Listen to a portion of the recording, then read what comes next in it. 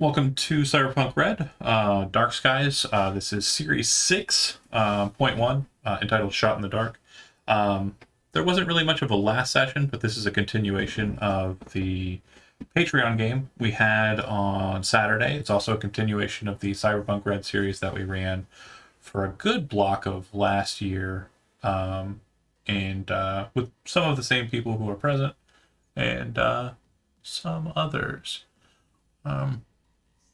That said, we're going to go ahead and start off the game with everyone having received a text message from Zigzag. Zach, what would that text message look like? Some of these people are new hires, fresh blood that you're trying to kind of mix up because of your understanding that Anika's lists aren't your own. Right? You're trying to build up your own contact lists, your own reserves. Uh, Text would read, "Bonjour, hungry? Meet me for breakfast." And then location of the diner that I usually meet people. Okay. I was over in Vista Del Rey, right? Yeah. I haven't put that up on there, but yeah, I remember where it's located. Okay. You get the text. Just going left to right. Zisha, as sugar. I mean, this would be Wednesday in comparison to your activities on Monday. What time of the day is it? Morning, early as fuck. Sugar has been up all night.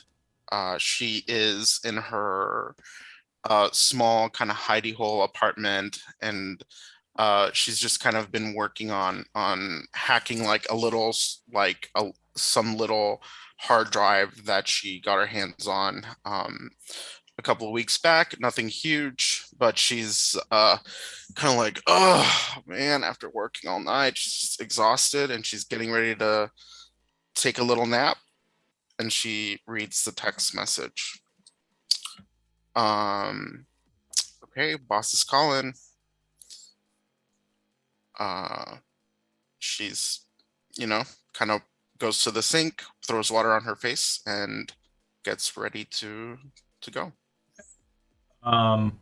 Elizabeth, Crystal's probably actually already there. Yeah. So, Zigzag, this is going to be brought to your attention. Anika's lease on her office space ran out in like the month that she was gone. She was not a pay ahead type person, very much a pay as you have it. And all the stuff that was in her offices were moved to yours. So a lot of the furnishings are kind of in a space that's now referred to as Anika's office. The couch that Crystal used to sleep on in Anika's office, she now sleeps on in your office. That's fair. So she's already there. She'll probably be riding with you. I imagine Calvin is as well. Yep. Calvin is no doubt there for business in... I ain't driving myself. I know that last we talked, you were living in Mega Building 03. Is that right, Calvin? Yeah. So you would have actually heard something relative to the Patreon game. On Monday, there was apparently a very large shootout during the day, and the Astral Sea was closed and has been closed ever since. The Astral Sea being the club that you frequent inside of the Mega Building. Yeah. You hear that Greece was zeroed, which means killed. And you also hear that, a lot of other people were murdered inside as well. A lot of security detail for that establishment. You hear reports that it's the Joe Boys who did it. If you remember the Joe Boys, they were that gang that liked you. They were your friends. Or the opposite of that.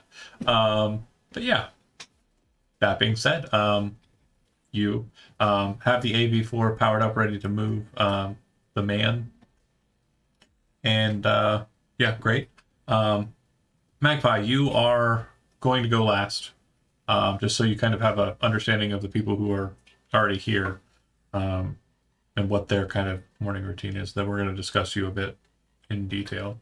But Chris Stryker, who has since moved from the apartment in Mega Building 2, has moved over to Japantown. You can see his apartment space there. And as I discussed with you, money's tight. Zigzag's money. And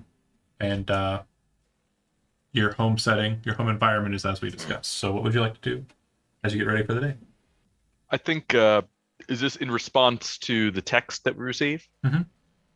I think I'd shoot back just saying like, it's been how long and now you get a hold of me? To put Sends back just a winky face. that, and to kind of shift the context too, you're typing that winky face as you see Calvin's kind of like throwing up the levers. Crystal's taking a seat in the AV4, which has an automatic champagne dispenser, which I'm assuming she's partaking of, and you're moving to fuck sit yeah. inside of the AV4 as it seals up and takes off. Winky face emoji sent, shut, fly.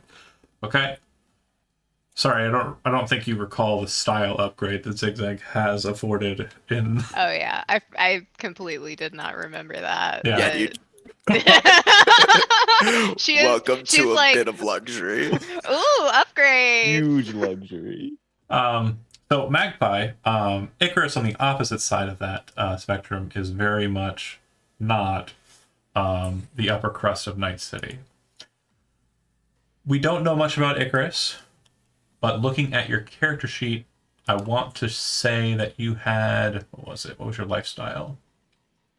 I think it was like nomad. Let me see here. Your lifestyle wasn't filled in. So do you imagine I don't know that what that you're, with your finances, were you able to afford an apartment or anything? I don't. Probably not. Okay. So you're basically living kind of like, you're probably waking up in a hotel room. Yeah. And the hotel room was probably purchased because you had already had previous contact with this fixer who you were connected with through an individual named Mover. Mover is a solo who you have worked with once before. He is a very large black man with a lot of boosted cybernetics and kind of favors like heavier weapons. And the reason why he wanted you on whatever job you were on was due to the fact that you're a much lighter person and were able to move a bit quicker than he was able to in the engagement that you're in. Basically, it was just a smash and grab situation.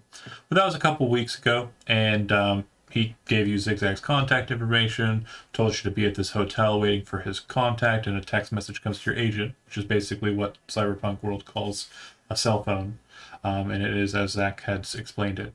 The location address that kind of comes with that tag is a small diner in a region of the city called Vista del Rey, which is kind of located around the Vista del Rey market. It's Vista del Rey is kind of that strip on the canal that kind of sits on the right side of the red zone. And to put more into context, if you're not familiar with the red zone, this is 2046, the year that we're in. Back in 2023, a terrorist named Johnny Silverhand and his individual friends stormed a massive corporation building of a corporation called Arasaka, a Japanese zaibatsu that deals with private security, military technology, etc., and detonated a dirty bomb inside of the establishment. Actually, two bombs. And ever since then, the sky has kind of had this strange red tinge to it over Night City at night. They call this the time of the red, this specific kind of era that we're in, due to this strange kind of fallout situation. But the nuclear cleanup crews are throughout that area, but some other people hide in that region as well because a lot of the buildings and such are basically uninhabitable due to that situation. That said, you are probably in a hotel in Vista del Rey, and it's not a great one. There's probably stains on the walls that you aren't, sure where they came from.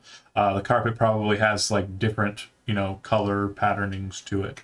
And they probably have a PDU that sits outside to, defend against people who would be doing like drug or gang related activities in this space, but it's not a massively like luxurious spot. But the restaurant is pretty much in walking distance, so you get the text. Okay. I guess he would, until he can kind of like get a feel for whoever he's working for, he would just be very professional about it and just be like, on my way. Okay. And then I guess give a general ETA of when he'd be there and just head out the door. Okay. So Zigzag, you get a reply back from the new one, Mover, who you're familiar with. If you aren't familiar with him, for certain, he was the guy who helped you in the data tech job where you basically went into an office building and did a whole bunch of cool shit. But yeah, he also was possible help for the last gig that you did, not the gig before the last gig that you did. Anyway, moving right along, I would say that Icarus would probably arrive first, basically because of walking distance. When you arrive there, the diner's small. This morning it's being run by an older lady, Anne, and a couple of younger women who are just, chewing bubble gum, looking like they're just using their paychecks to pay for whatever, beauty mods they can get, doing what they can to survive in the city. She, get you a table. The hostess get you a table. But it's very kind of just diner atmosphere. Very, also grungy.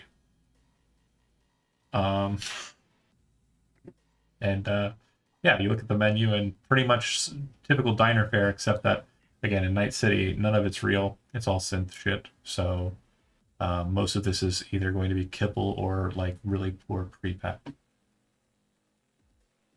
What would you order at a diner? I don't know. I guess like what's just like the super basic meal. Yeah. So basically kibble.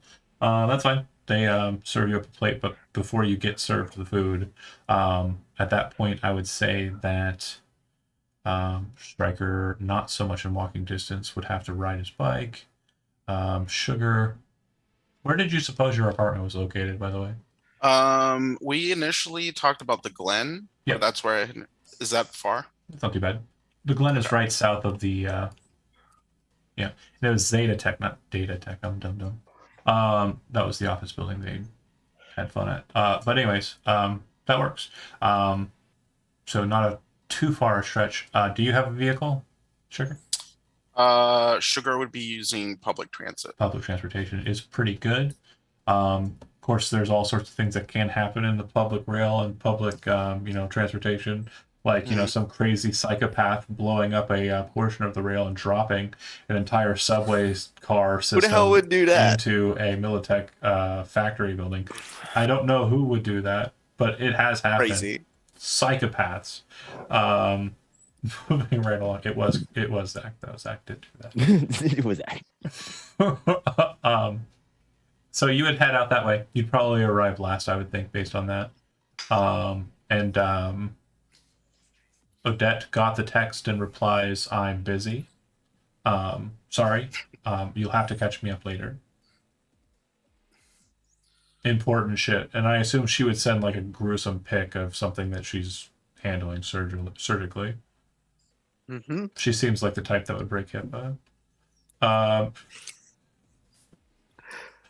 It's fair. That's Do HIPAA they even have schmippa. HIPAA? yeah, they do. They still have law. Cyberpunk HIPAA. There's Yeah. no way. They're There's no way still it's United States. It's just I feel like they Not would the have same. gotten rid of it at some yeah, point. they had to. no. It's just Okay, that alright. there's ways around it for corporations. Well, no, to you get just have that. to pay extra for HIPAA. Yeah, There you go. How does it? It's a It's an licensing upgrade. fee now. it's the Yeah, it's an it's an upgrade. exempt package. That's what you're I paying forgot for. the name of that. The like A+ super powerful medical team. Trauma I'm a team. Trauma team. team. Yeah. But if there was a HIPAA, like how can they come in and just blop blop blop blop blop? Save my Oh, they're patient? protecting HIPAA. Yeah, They're exactly. making sure no one knows what happened to you. Totally medically. confidential. Totally You do. confidential. You know Okay, what? Yeah. so The pride and integrity of their patients' care is important. I appreciate We all it. have our I do that. I'm priorities. just I'm gonna let my medical HR just sit for a minute. All right. Probably best. I'm like was literally about to spot was like, well, did you actually know that technically HIPAA Oh, does not no. cover doctor to doctor? Oh no. Oh, Because the you can real disclose, info. yeah, you can disclose just as much information as is needed to treat the person. Minimum Yeah. makes necessary sense, but also is the wow. term. Yep. Anywho, so you're there, Icarus, and I would say that the next person who would arrive would probably be, yeah, it would be Stryker. So Stryker, you roll in, and you kind of know the layout. It looks like someone is sitting at Zigzag's table. The individual in front of you. Magpie, go ahead and describe your character.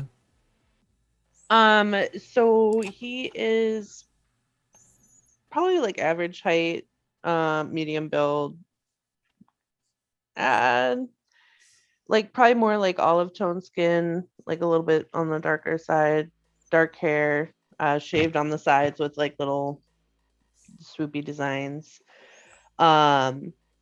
Has on one of those shamag scarves, typically like in blue and gold, like in the picture, and then is just wearing like a jacket with blue and gold design as well. He definitely looks like he can handle a weapon though, despite seeming fairly relaxed. And he's kind of strategically placed himself in a position where he can see like the entrances and exits. So Forgot he's super hot. yeah, Stryker, he very pretty. the thing that makes you kind of go, I don't know what this person does for a living, is this person has 0 cybernetics that you can see visibly. Like the scarf might be covering like a neural layer processor or like a chip, implant, but there is no flesh augmentation. There is no cyber eyes. There is no cyber hair. There is no cyber anything. You think there might be something like they're wearing he is wearing spike gloves. You think there might be something about the glove, like maybe internally, possibly like a Wolver's or a Ripper's, but you don't know for sure. This is just your normal kind of scan of a person technology-wise. Not a common sight in Night City. So we'll probably ruin that. And then Icarus Yes. is coming up to the table before you. You see an individual who is... I'm getting the handout now, but as I'm doing so, Chris, describe Stryker. All right, he's sort of he's an older guy, a bit grizzled. He doesn't care much for all the fancy clothes that people are wearing. He's got sort of a like a dark like olive green how do you describe that? Not quite a cape, Poncho. but Like a poncho. cloak? Thank you. Like a poncho on. He's got like a vest. He's just got a bunch of tools sticking out of his left arm. Has been his whole left side is practically all cyberware.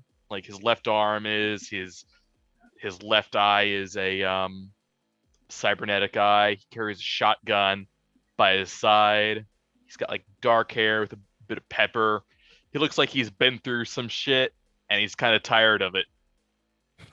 He's also covered with tools. You would notice Icarus, so it's very easy for you to kind of recognize this person's probably some sort of tech engineer, junkie kind of guy, like cyber junkie, whatever. But the other thing you would notice, do you have first aid as a skill, Icarus?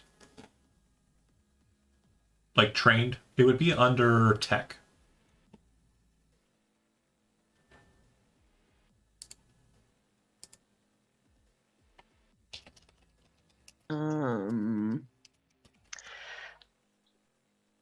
I don't know. Okay, so let's work through it together. So if you go to your character sheet, Mm-hmm. kind of scroll down to the part where it says skills, Mm-hmm. and then technique, you should see that it says first aid, right?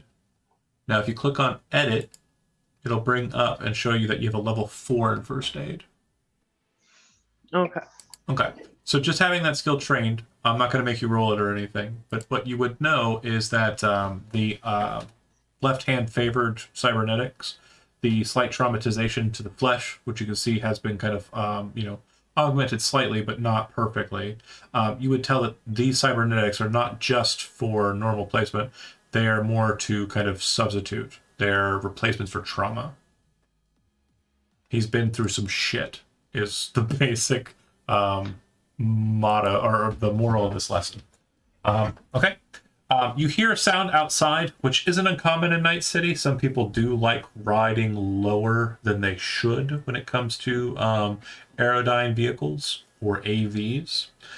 Basically, flying cars of the future exist in Cyberpunk, but they're not perfect.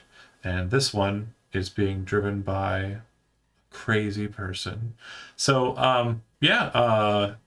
welcome back, David. Can you do me a favor and go ahead and make me a, I believe it's pilot aerodyne? I don't know if I'm there yet. Let's see. Oh, it would be under control. And we're looking at pilot air vehicles. Should be able to click on the exit there, and then you can just click the word pilot air vehicle. Click.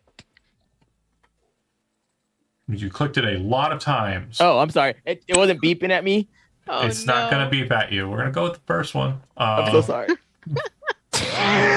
And that's a 19. Man, you smash that like button. Calvin has started getting a thrill of the chase. It's So I okay. like it a lot.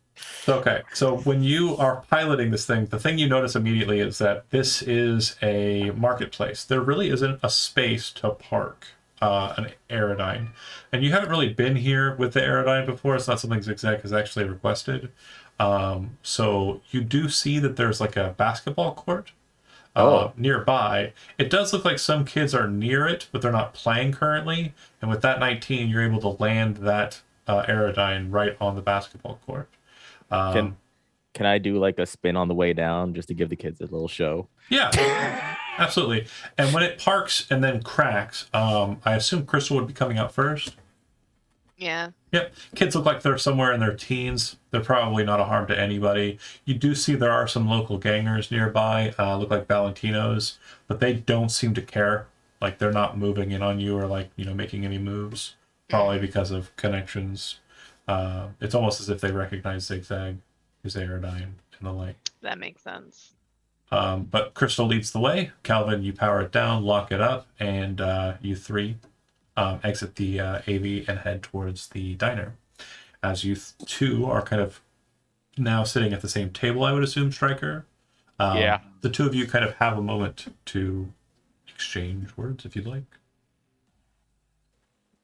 Who's this guy? Hi. Like he's literally just gonna be like, "Hey, how are ya?" And like Stryker sits down and just looks at Zigzag and No, just not like, there yet. Zigzag's not there yet. Oh, Zigzag's not there yet. He's at Okay. Zigzag's table. You arrived, and this other guy who you've never met before and can't really get a read on is here, and he, based on Magpie's exuberance, is unintelligibly happy for someone who's in Night City and is making a gesture which, you think you've seen Okay. in the vids, but the fuck? Are you with Zigzag? Yeah. What the hell? Sits down. Sits down. Oh, me. Silence kind of sits there for a moment, I assume. Icarus, do you say anything? No? Okay. No, Is he's there- just gonna go back to eating. Is there coffee in Night City, or has like coffee died? Coffee exists, but it's synthetic. It's not Oh. real coffee. So You've got to basically, get a drink like this. yeah, you could get a delicious drink. Energy drinks are all over the place. In fact, there's advertisements all over the place for those energy drinks, I would presume. So their coffee is just like instant coffee. It's worse, Yeah. but it's what you're used to. Yeah, that's fair. That's fair. So they would Stryker would order a coffee. Okay. And if you ask for any breakfast, it'd basically probably just be like poor pre-pack or something like that. Nothing too crazy. all Yeah. foods nonsense. Sure. And then in walks. We'll start with Crystal because she'd be leading the pack. Crystal, go ahead and describe your character. It'll be slightly different than what I'm about to show you picture-wise. Yeah. Because we've got upgrades. So Crystal is kind of bubbly, over tanned, a cyber arm and a linear frame. Now, those are the upgrades from the picture. But kind of average height, curly, short blonde hair. Probably from a box. Tan is also probably fake.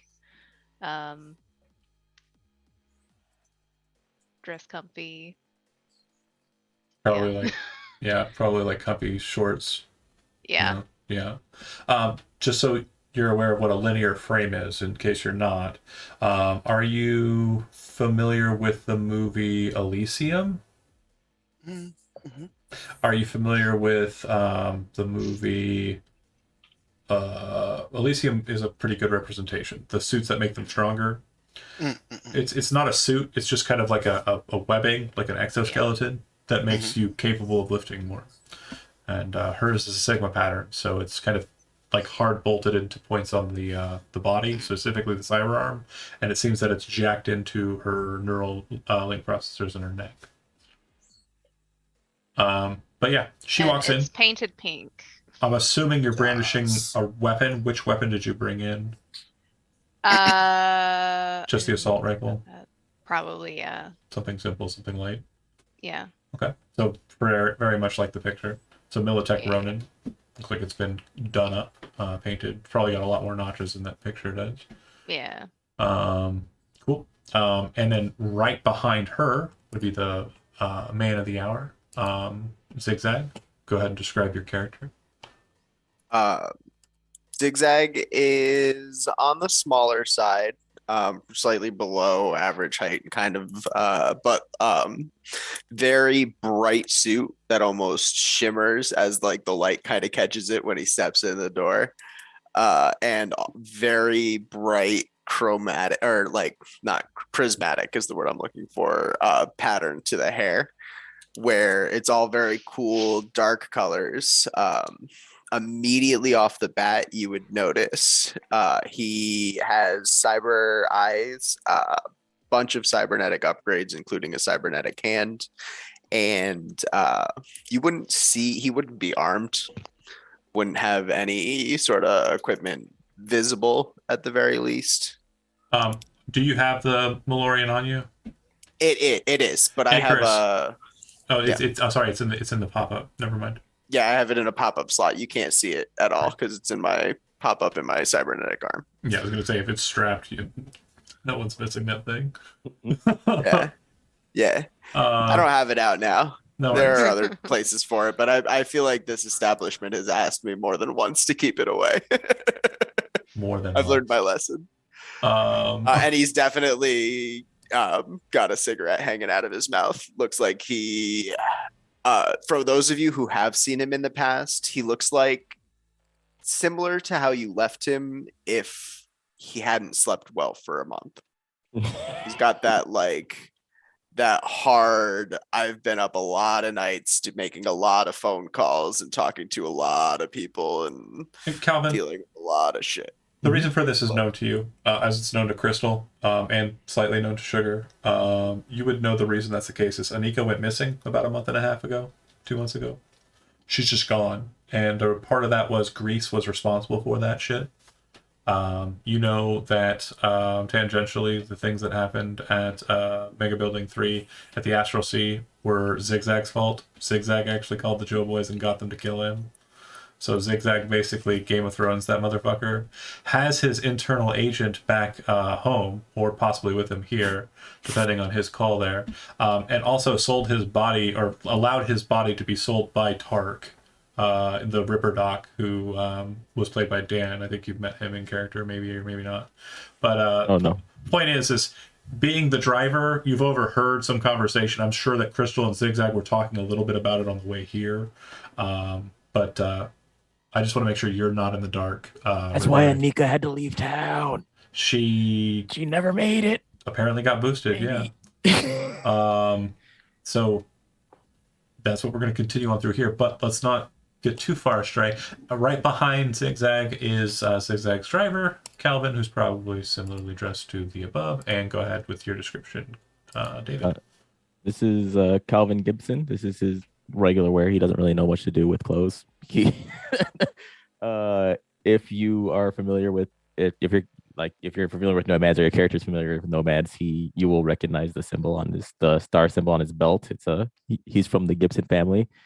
His character's supposed to be reminiscent of Max from Mad Max. It's a lot of my inspiration for him. He is kind of a starts with function kind of guy. He loves his family, and then he just does what he likes, kind of. Yeah, Icarus, how much would you say your character kind of relates to like the pop scene or popular culture? Do you pay attention to it, or do you think your character would just basically not care about it? Like pop music or things that are happening in like the media, like celebrities and shit. Would you pay attention to that or no? I feel like I wouldn't, but I feel like he might. Okay. Well, if he has been paying attention to it, you know that a girl group called Trick Shot, has a member known as Misty, and you recognize Calvin's face. He's been seen with her at a number of couple local hots. The paparazzi apparently have taken pictures of this man and a very famous singer, a member of a girl band called Trick Shot that's run by the Nippon Network. So, okay, he's apparently a very cool character. You're not done with her yet. Yeah. I mean, you're kind of still dating. She's just on tour, dude. So we'll see how that goes. That said, these three walk in, move to the table. Zigzag, you'd see everyone besides Sugar is here. Oh, and Odette, but she said she's not coming. What would you like to do? Well, there's one more we're waiting for. Is anyone hungry? Since you've already ordered. No. Icarus would probably have food out already. Yeah, I'm taken care of here. Setting the So- coffee down right at that moment. So And what's she's- the whole? What's the deal? You know I'd prefer to say things only once. The waitress says, "Hey, honey," says that straight to Zigzag. Oh, he gets up. Oh, bonjour, bonjour. Yes. How have you been, my darling? How have you been? I just wanted to let you know, Jessica wanted to let you know the thing that happened, 2 months ago. She's been trying to get in contact with you ever since. So I've been quite busy, as I'm sure you can understand. I'm just gonna say, if you're gonna come around fucking my girls, then maybe don't put promises of them being the one. Okay, you just chill with that. And she kind of leans back, but whispered that in. Whoever's close to those two would have heard it. I assume Icarus would be just to make it more tantalizing, but I'm just so passionate in the moment. Things come out. You know how I can be. that's fine. What do you want? She pulls out the tablet and starts writing. Oh, same as usual for me. You it. too? It turns to Calvin and Crystal. Typical breakfast Let's fare. have, yeah, just normal, like Okay. eggs and Eggs. whatever. I'm ordering 3 entrees. Okay. Okay. Yeah, she writes it down. Alvin is addicted to food ever since the casino. Hell yeah. Fair. It'll never be the same, but we gotta keep trying. It'll never be the same. Exactly. I gotta keep He trying. can't fit into his pilot suit anymore. Oh hell yeah. Okay, gotta redraw Calvin too, I guess. No. Give him a little punch. It still works out. It still works out. I swear. Okay. I was gonna say I think I can work that out in Photoshop. Him and Crystal go running. Yeah. Anyway, that said, after a fashion, Sugar does arrive. Your food is delivered pretty much right when she gets in. Yeah, for those of you who haven't met Sugar yet, Go ahead and describe your character, Zito. Sugar is real short. She's got kind of like in her picture this like layered lavender, magenta, and purple hair kind of bob cut. She wears this long coat, like a duster, with a like a purple kind of blouse coat underneath, and a pink vest, and like a pink blouse underneath. She's got all kinds of little like net runnery knick-knack things kind of, you know, tied and buckled and tucked, and she's running around wearing her her virtual reality goggles just for the moment on top of her head. She comes in kind of jogging in, knowing she's kind of late. She stops, she like chugs the last dregs of an energy drink, walks up, drops it on the table, and waves down the waitress. Hey, can I get another one of these, please? I haven't had breakfast. I don't think we have the raspberry, but are you okay with lemon? Do you have the Stardust flavor? Oh my gosh. We really be doing advertisements for no reason. Sponsored by. I love it. We did it with Coke and coffee. We're gonna do it here. Fine, yeah. She says, "Yeah, I think we do have the Stardust version." She goes in the back. Great, perfect. Hi, Zigzag. Hi. He gets up to actually offer you his spot in the booth. Oh no, don't worry about it. I'll pull up a chair. Just, it's good. Whatever makes Crystal. you comfortable. And she ignores everyone else. Aw. So Icarus kind of just like sneakily tries to like take the can and sniff it. Like he just wants to know what it smells like. What are you doing? He's just curious. Zigzag, the weirdos that you set us up with before, and now these people, I don't understand. I don't understand where you find these people, honestly. To be fair, this one I cannot vouch for. Ugh, even worse. Zigzag, where do And you I'm find not these people? weird. No, you're not, Crystal. You're a very nice woman. You're a very nice girl. But those other bozos, They were a gonks, little all of weird. them. Effective zone, no? Very true. They are good at their job. Melvin looks up with the pancake half in his mouth. He's just like, "Where am I, a bozo?" No. hit I that. do not think so. Stryker just sits there, sort of like a deadpan stare straight ahead, sipping his coffee. Sugar looks like she's just like fucking fed up. Even though no one's done anything, she's just like, ugh. Sugar would know of Great. Calvin. She probably hasn't met him. Calvin is Zigzag's driver. So if you met Zigzag outside of the office, you've seen Calvin. You probably haven't talked to him, but you've seen him. Go When ahead. Calvin's just driving, he is wearing a suit, so maybe that's throwing him off. Yeah. Or Throwing her on it. That said, you know Crystal, of course. You've never met Stryker, but Stryker's reputation actually precedes him. You are familiar with Stryker the Tech. You know a little bit about Mega Building 2 and the problems that they had with gangs that operated all around it.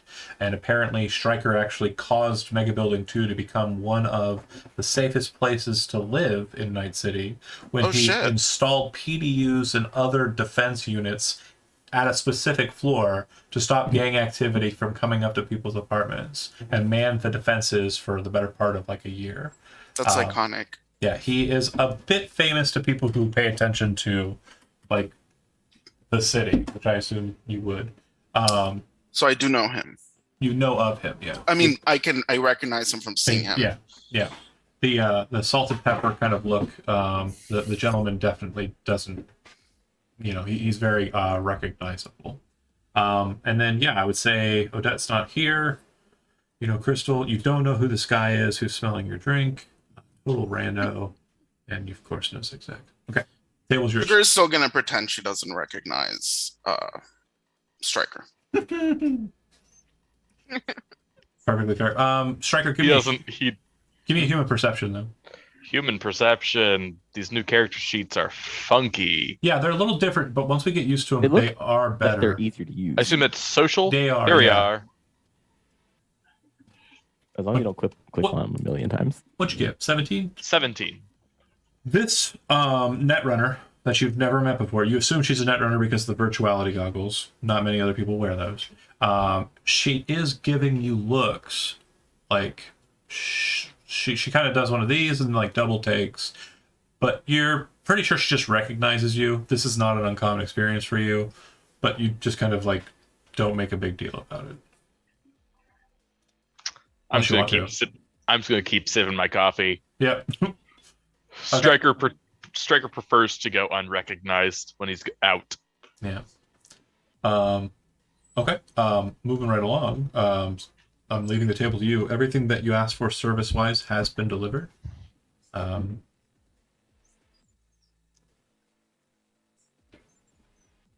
So Icarus, have I met you before?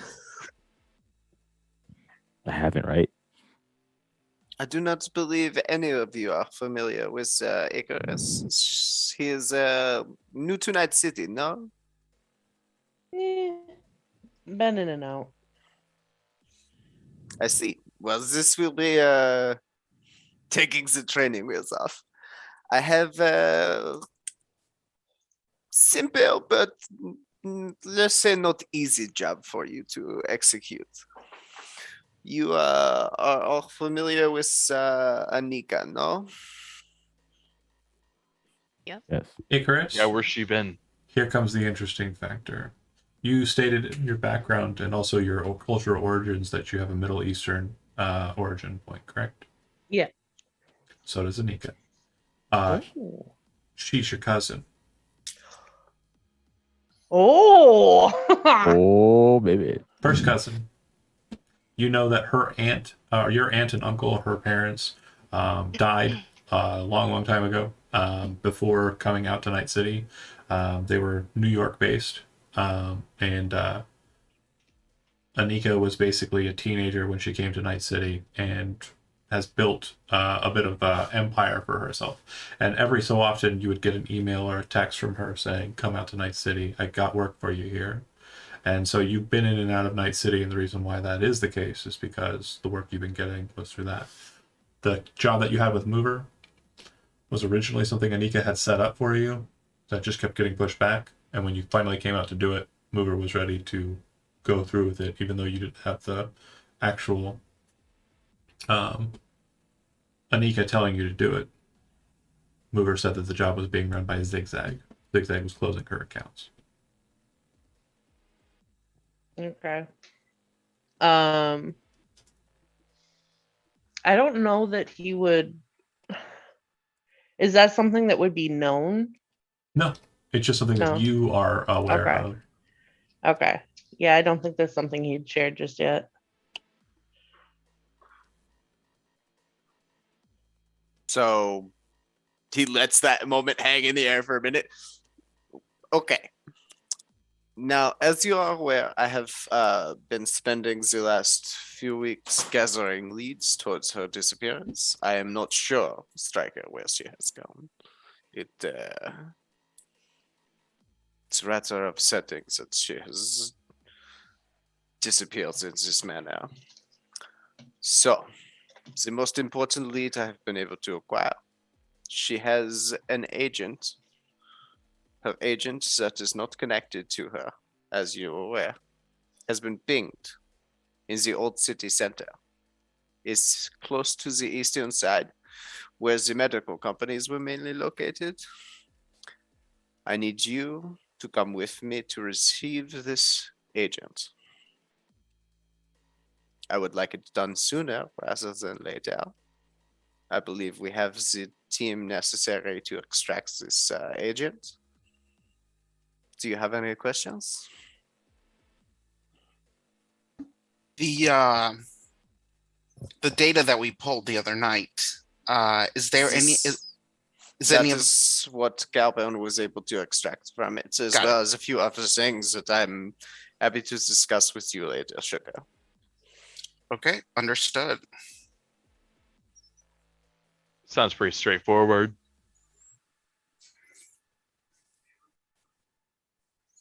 I am not as familiar with the old city as Crystal and the rest of you may be, so I'm entrusting the specifics of the operation to be handled by you. I apologize. I'm not at the top of my game, so my planning is best left in the group setting, if you will. I keep telling you to take naps. Is not something I don't try. You know that. Yeah, it seems like you could really use a stem right about now.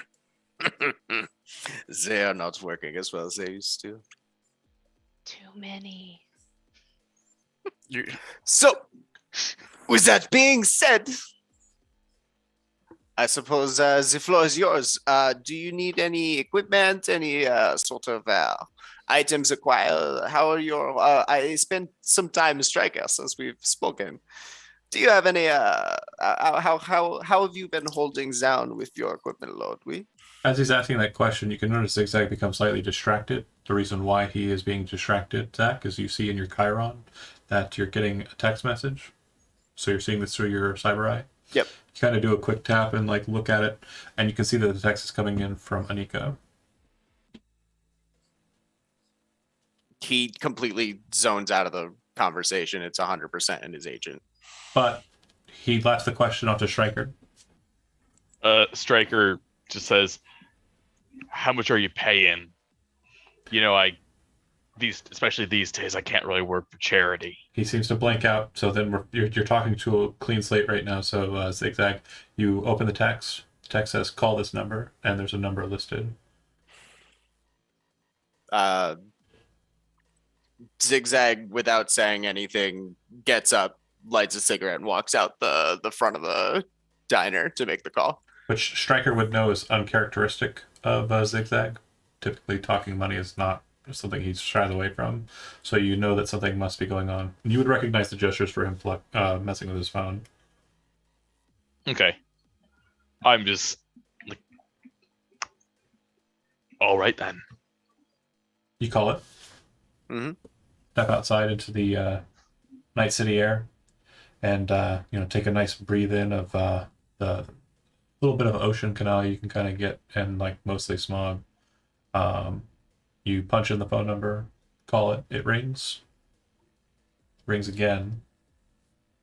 Rings a third time. You then hear it pick up. Hello. Zigzag, correct? We. You can call me Blue Eyes. That is a name I have heard before. It is nice to finally meet you, so to say. Unfortunately, I do have to admit that I come to you here under false pretenses. I am currently spoofing this number, so the number that you might have seen might have been a bit agitating, and I apologize for that ahead of time.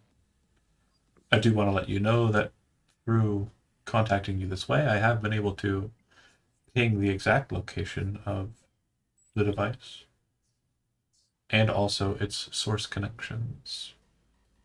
I'm sure that would be information you'd be willing to pay for. Or are you already planning on getting the phone's hard connection? That might have been my plan, but perhaps there's another option. Well, I recently made a purchase which I'm sure you're already familiar with. Something's missing, though. Something really important. And unfortunately, I don't know where it's gone. And it's going to bother me and my contractors. Something fierce. Unless I'm able to find it. Do you happen to have any other data or information that this individual, this corpse I've bought, might have had that might be useful to me? That depends on what information I suppose you have already acquired. Mm-hmm. Well, I do note that He was a bit of a smoker himself, just as you appear to be, from the looks of it. Zigzag, you recognize what he said. Zach, do you understand what I'm saying to you? He's got eyes on me. I think that he had some issues with sexually transmitted diseases due to his frivolity in that department. His blood pressure was pretty high until your friend helped him with that relief.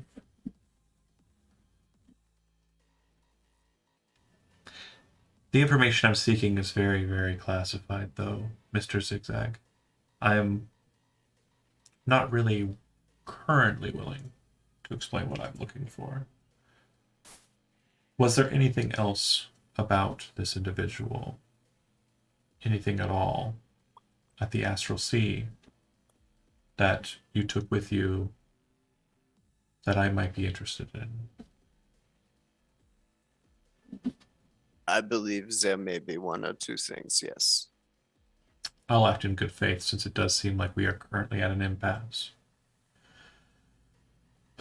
Anika's hard tack is located inside the old Night City ruins, but it seems that her signal connection is coming from a different location.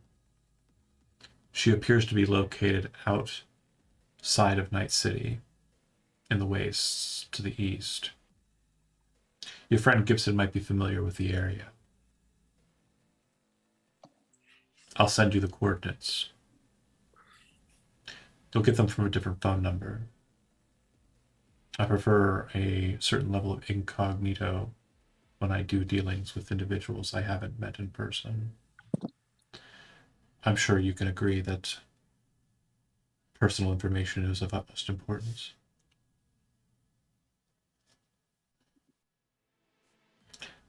Finding her in the wastes will be an issue, but I can tell you that the nomad family that has her doesn't plan on keeping her very long in the city. For what I understand, there are goals to move her back to New York, all the way across the wreckage of the States, probably within the week. Might be easier to find her too if you do get that hard copy of the phone. It'll be easier to tether her. So it may not be a fruitless endeavor, the one that you're planning at the diner. Zigzag. I know a lot about you, and you don't know anything about me other than a name I've given you, which could be bullshit. And that's fine. It's kind of the way I like it. But I do understand that it's hard to suss out a level of trust with someone who is keeping you at such an arm's length. So I'm giving you this for free. You don't owe me a fucking thing. But I really would like whatever you have. Whatever you had that Grease had, whatever the fuck he was doing inside of that basement. Be most appreciated. Click. Ping. Your text message pops up from a different phone number. It requires you to accept it because it's from a phone number you don't have in your contact list. And you would note that it is a coordinate designated if you pop it up in your maps as being out in the middle of fucking nowhere. Right about here. I'll red dot it.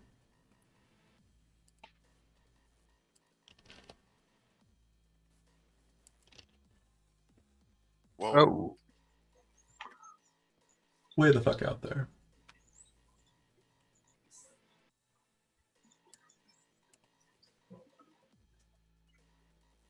Okay.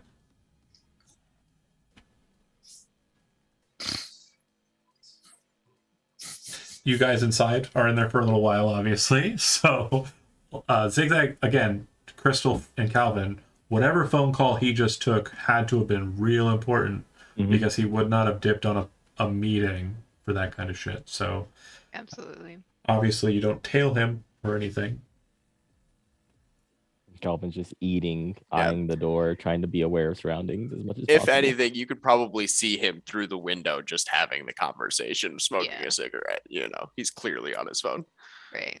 Crystal. Crystal's like on the edge of her seat, like watching, not touching her food at all, just like If that's the case, make a perception roll.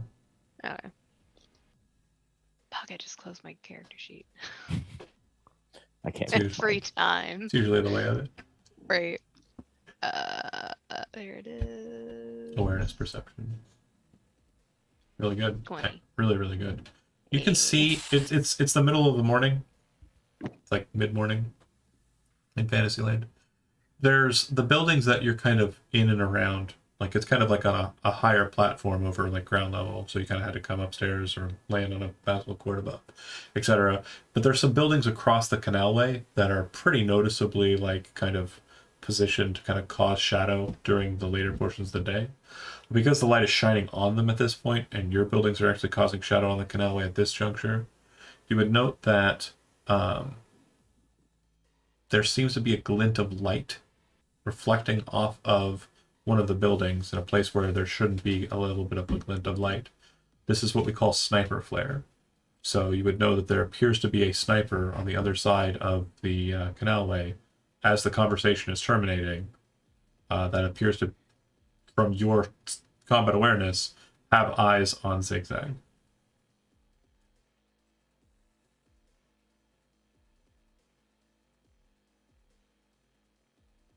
Zigzag finishes his call. Does anybody say anything during this time? Crystal kind of looking out the window, like really focused. Calvin's smashing eggs. Icarus is not smelling other people's drinks, right? No, he's done. Sugar is still traumatized. And Striker, you are finishing your third, fourth, or fifth cup of coffee? What are we talking about? Third, only Okay. third so far. Pacing yourself. I like that. Sugar chugs the energy drink and orders another one. Is Striker? Yep. Is Striker a smoker? I don't think No. he is. No. Okay. Striker's body's fucked up enough. He doesn't smoke. Smoke inhalation happens whether you like it or not in Night City, and sometimes it's not the good kind. The arguably good kind. Yeah, I understand. Nicotine's bad. I don't smoke. It's fine. I used to. Zigzag, you come back in. Crystal's definitely watching you like a hawk. As we expected. Zigzag kind of comes back in really quickly and goes up to Calvin and just says, "Keys." You need a drive? Grabs the keys, runs out to the car, comes back in with a computer. He's got like a laptop and drops the laptop into the middle of the table, pulls up a map and points to a spot and looks at Gibson. There. Do you know anyone there? Yeah. It's past the camp. Do I know? Yeah. It's the main family that you've been having problems with. Joe boys? No. No, the older one. We're talking about nomads. Nomad family. What's the what's their name of this one? Where are my old notes? It's the Bad Boys. What are they called? Bad boys, what you gonna do? Sorry, having a moment. Oh yeah, the Wraiths. Race, yeah. I know. Yeah, there is a gang out there, a family out there. Yes, this I know. I need to know the name of this family. Here, Wraiths. this one. The Wraiths. Wraiths. What do you know about the Wraiths? Full detailed history or like a summary As history? much as you can give me in a short periods of time. What does Calvin know about the Wraiths? Wraiths are one of the biggest families in the U.S. They have a number of camps around in and around Night City. They specialize in moving things in and out of Night City, but in actuality, they are a subgroup of the Wrath and Shiv nomad faction. Wrath and Shiv are very massive, like insanely massive, but they're the most hated of the nomads as well because they're complete and utter assholes. They treat everyone like shit. They treat themselves like shit. Most people consider the Wrath and Shiv as subhuman, basically bandits and raiders and horrid people. If you've ever seen a post-apocalyptic movie and you're like, those guys are the assholes, the Wrath and Shiv is that. And they're running the family that The current that rivals the Gibsons. the current leader of the Wraiths is a guy named Dog Killer. He's been around since the 20s. Icarus Fuck doesn't that like him. guy. And these people are dirty. They do whatever it takes to get what they want. And They wear clothes You made can't out of trust 'em. human skin. What? the savages of savages. They are fucked up. So No respect. Icarus is gonna ask where we got this location from. That is from a friend. He's given us this location to supposedly where Anika is. Wait. I thought If we were they going into got the her- old town. That was the only lead I had until moments ago. And he looks very concerned at that point on the map. So are we going there first or are we going to Old Town first? If what Calvin says is true, I'm hesitant to leave her there any longer than necessary. It's I mean, real I bad agree news with if they that. got her. At the very least, we should Does confirm the information. No?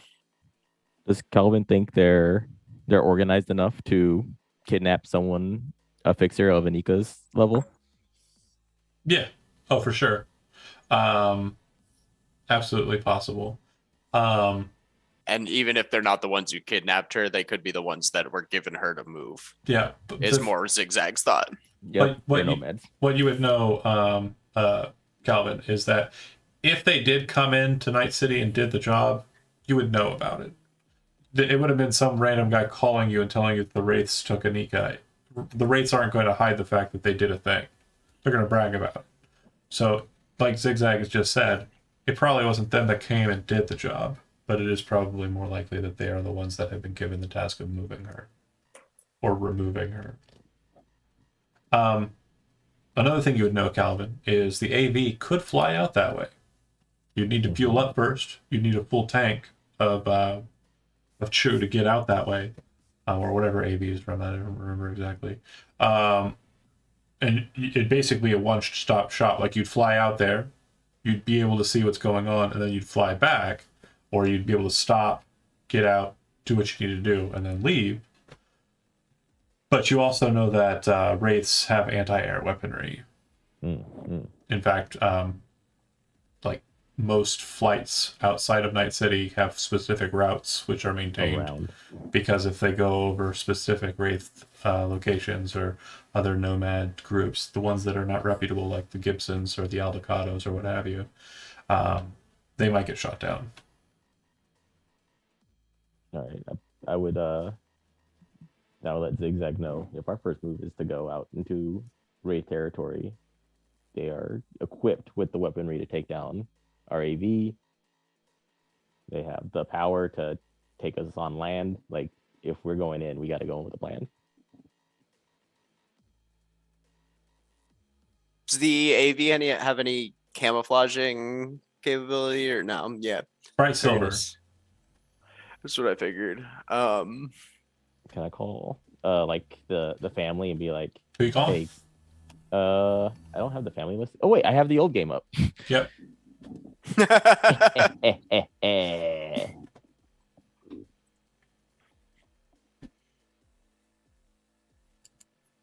I gotta find a contact. That worked out extremely If well. someone else wants to. It did.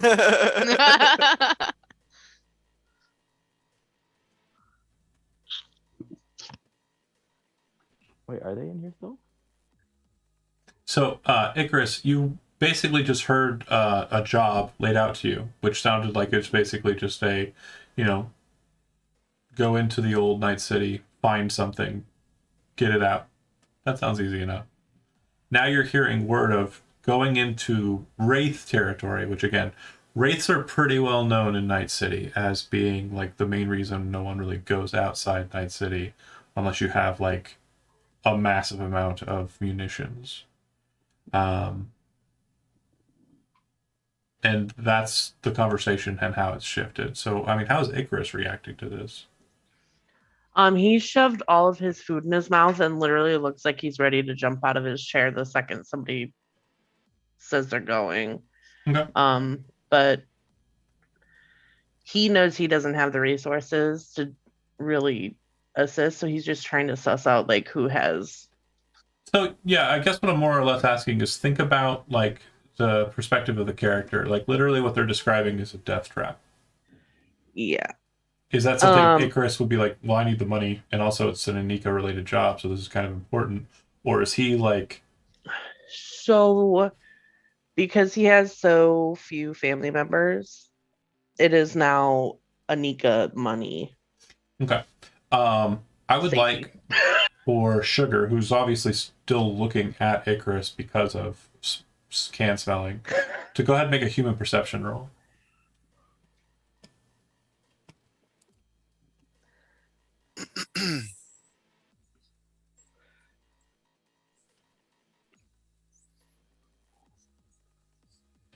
Did it work? No. Baby cat. 13. It is pretty weird, but you can't really suss out why. This guy is here.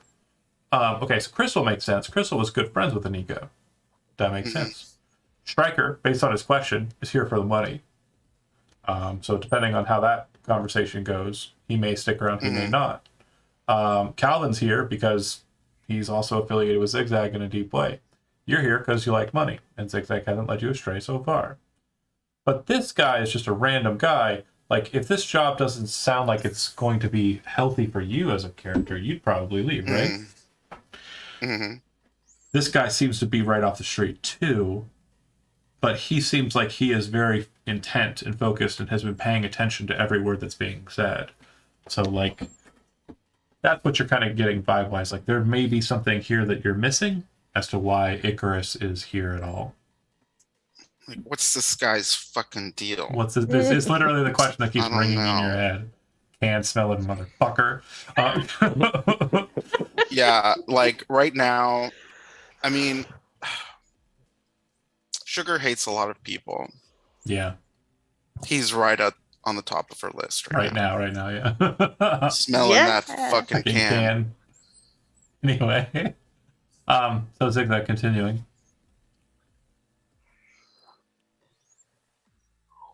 What else did you have to say about this situation? Out of character. Would Zigzag know of any way that we could, I don't know, like scan for Anika at some sort of range? I know she doesn't have an internal agent, but she has that old neural link. Yeah, if you have her actual hard phone, you can basically ping her wherever she's at and find out where she's at all the time.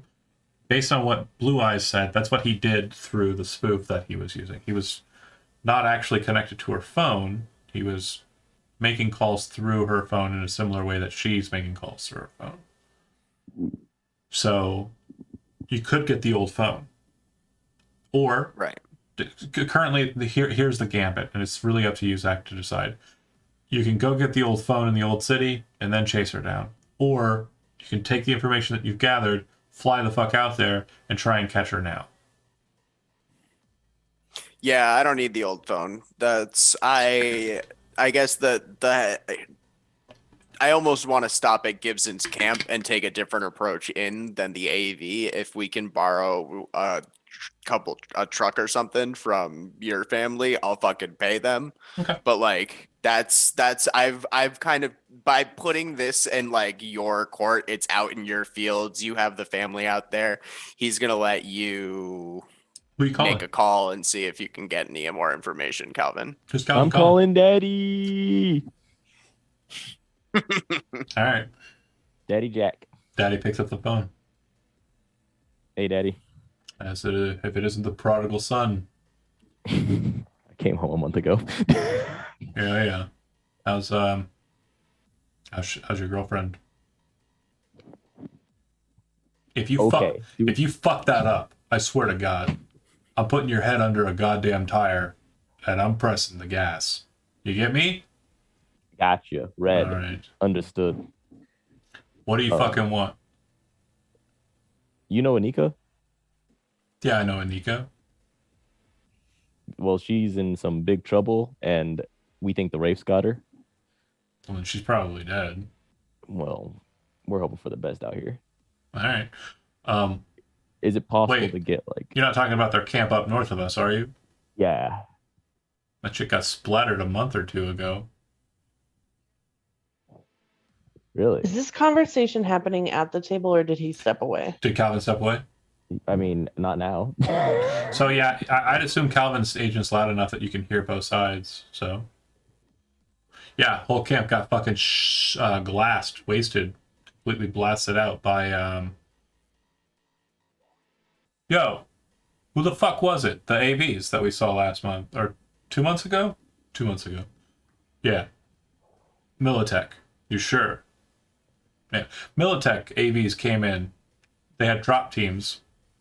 They firebombed the shit, strafing run, and then they came down and fucking plucked off the survivors. We saw it up on the high ridge. Saw it up from the high ridge. And after all was said and done, we had a couple of folks run out on a couple outriders head out that way, check it out. Not a single person lived. Is there anything left? Nothing. No bodies, nothing. Pretty much just scrap. Nothing worth a shit. Calvin, I'll look at. Do you want us to go Zigzag. check it out again? I was gonna ask for Snake Eyes if we could get Snake Eyes and got the names. Yeah, our scouts to go and check them out. Yeah, I'll send Snake Eyes out. Go check it out. Why? What's the deal? Is Anika supposed to have been there? Yeah, that's the info we just got. Yeah, if she was there, she died. Sorry. Yeah, we'll send some people and check it out. I'll give you a call back. Give me about an hour. Thanks, You Dad. can be there in an hour. Well, wait, are you going to be here at the camp or are you going to be there where this is at? We can come to the camp The first. Okay. Yeah, it's going to take you the better part of an hour and a half to fly out that way, buddy. Yep. Okay. I'm not going to waste the time sitting here waiting for the call back. We'll fly out there. He can call me in the car when we get there. During that, Crystal's probably gonna Should be flag more down than the that. waitress to get the bill. Okay. Can we all fit in the car? Yeah. The AV, yeah. The AV is huge. The AV can fit 10 people in its passenger side. So it's like a passenger van. No, it's actually like a troop transport that's been like luxuried out. What's the difference? Great question. Like a troop transport passenger van, same thing. The size of the passengers, right? The armor Champagne. and armaments of the passengers, I The guess. service on the inside. Yeah. I don't know. This is America. We give our kids guns real young. Yeah, that's fair. This is Yeah. America. Like, listen. I know I come from like conservative homeschool people. There's But no difference. This is the new United States of America, so it's even worse than that. They actually Yeah. have commercials for budget arms during kids' TV shows. So That makes sense. My nephew shot a gun when he was 5. yeah, we Can I yeah. get a, so can I like recon my gun to have like some kind of like kids cartoon Yeah. like painted on it? Okay. They're- Absolutely. It's like this It- nostalgia. If you go and get if you get the player's handbook, right, Mhm. and go the core rulebook and go through it, they literally have Hello Kitty like style firearms. Yeah, it's I not, have a Hello 100%. Kitty heavy pistol. well, it's not Hello Kitty. I forget what they call it. It's like a spoof on that, but yeah. Anywho, Goodbye, meow meow. goodbye, meow meow. So you Did see, say you see, Mew Mew? nobody even What a told throwback. him. Nobody even told them the paradigm, like of how stuff in Cyberpunk works. Yeah. You either reverse what it is, or it's two companies of that thing shoved together. So you're like, oh, I'm gonna buy a car. It's a Toyo's Mazda car, or it's two companies that are in real life that are just merged together. That's literally the science of Right. Cyberpunk. It's like, Right. It's like everybody plays an X station. yeah, Right. Play box, that is a good one. Okay, so anywho's, you're flying out AV right now. We have to refuel, but I'm happy to like go right from the diner into the AV to stop refuel, unless we can refuel at the camp. I don't know how the camp is set up for AV fuel. I didn't think so. So I'm assuming we have to refuel in Night City, but then I want us to head straight out from here because we don't need the phone. You know that there's and it's probably one of the ones you use frequently. There's one up in the nicer area, kind of like up in the rich neighborhood. There's a fueling station kind of on the low end there. So you're able to kind of pop in. It's going to cost you probably somewhere around about 1,000 eddies for a full tank. Well, actually, you probably have about half a tank left, so somewhere around 500 eddies for a full tank of gas on the AV. And yeah, then you fly on out there. So that being said, after a fashion, you spend some time in the AV, and obviously some time in the AV while it's fueling. Does anybody have any questions or anything that they want to talk about, discuss while they're flying out that way? Oh, let's get Odette off there. She's not there. No, Icarus has kind of gone from like generally friendly towards everyone to just like very like focused. Zigzag, do me a favor. And this is kind of a retcon, but I'm going to have you roll for it since it is a retcon. You, of course, do study the files of everybody you kind of hire, run through, etc. Go ahead and give me a library search roll.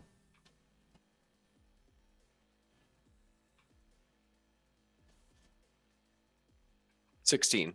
Not bad. So you actually are aware of Icarus's connection to Anika. That's why I said we're all aware of who Anika is, correct? But I'm not Yeah. going to draw attention to your relationship to the rest of the group for Okay. your privacy, Icarus. But I said that out loud. You might not have picked up on it, but Mm. Perfection. we're all aware of who Anika is. Yes. The silver ship goes over the rich neighborhood, beautiful estates, buildings, etc. Calvin appears to kind of lackadaisically just be staring off over his shoulder in one direction, towards one specific house for some reason. But the houses are really nice. Icarus, you mentioned you're a fan of pop culture, so you notice that Samurai has a number of people who live out here. Specifically, Carrie Uridine has a house up this way. You know that a rock star named Mickey lives in and around these parts. It's basically the hills. Like, it's a really nice neighborhood. All the rich folk live up this way. There's also the Columbarium, which is a what just happened? My Zoom just did a thing. Oh, Did it shuffle us checking on the stream? a little It bit. did I can fix, just a tiny. and then I go in that spot. Perfect. Sorry, I don't know what the fuck. Zoom is just being a bitch. Yeah, it sometimes does. It likes it. Got it fixed. But that said, then it just grasslands and like a really beautiful complex, like a campus. You see a very kind of shiny looking building, which Calvin you would recognize as the hacienda.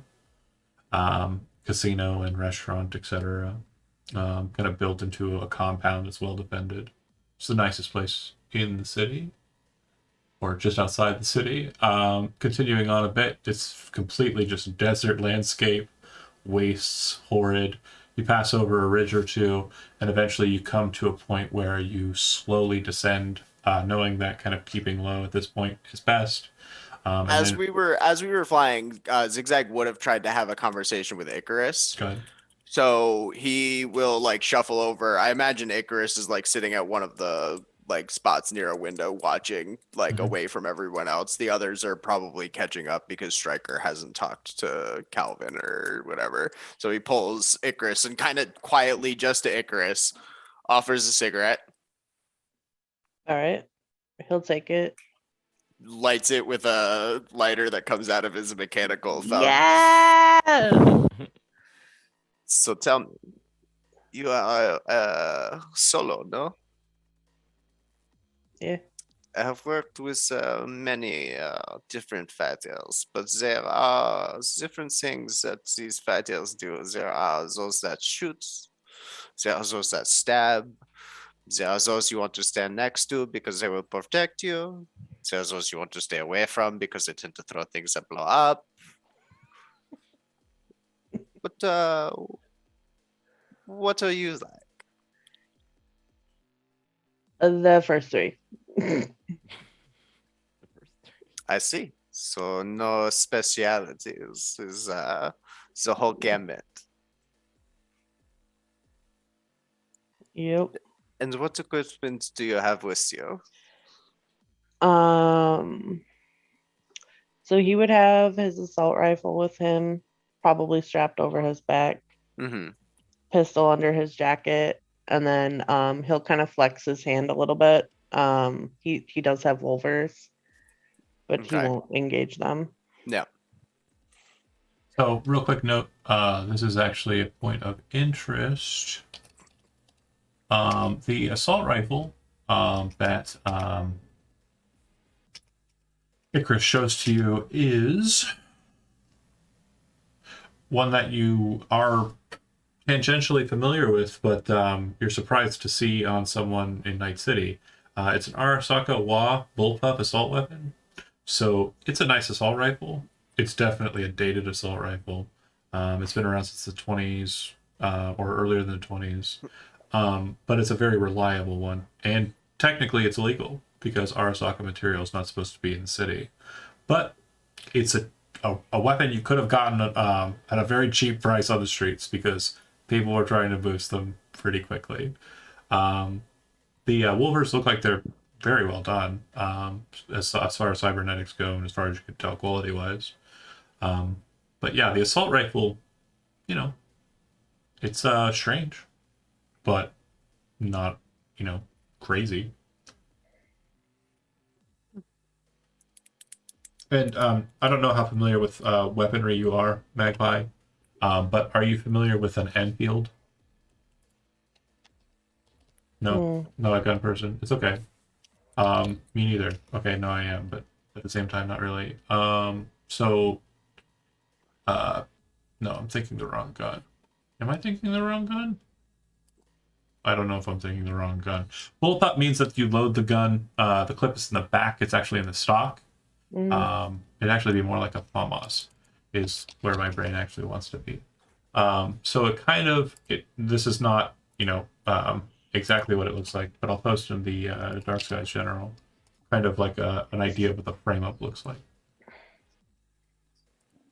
Okay. Okay.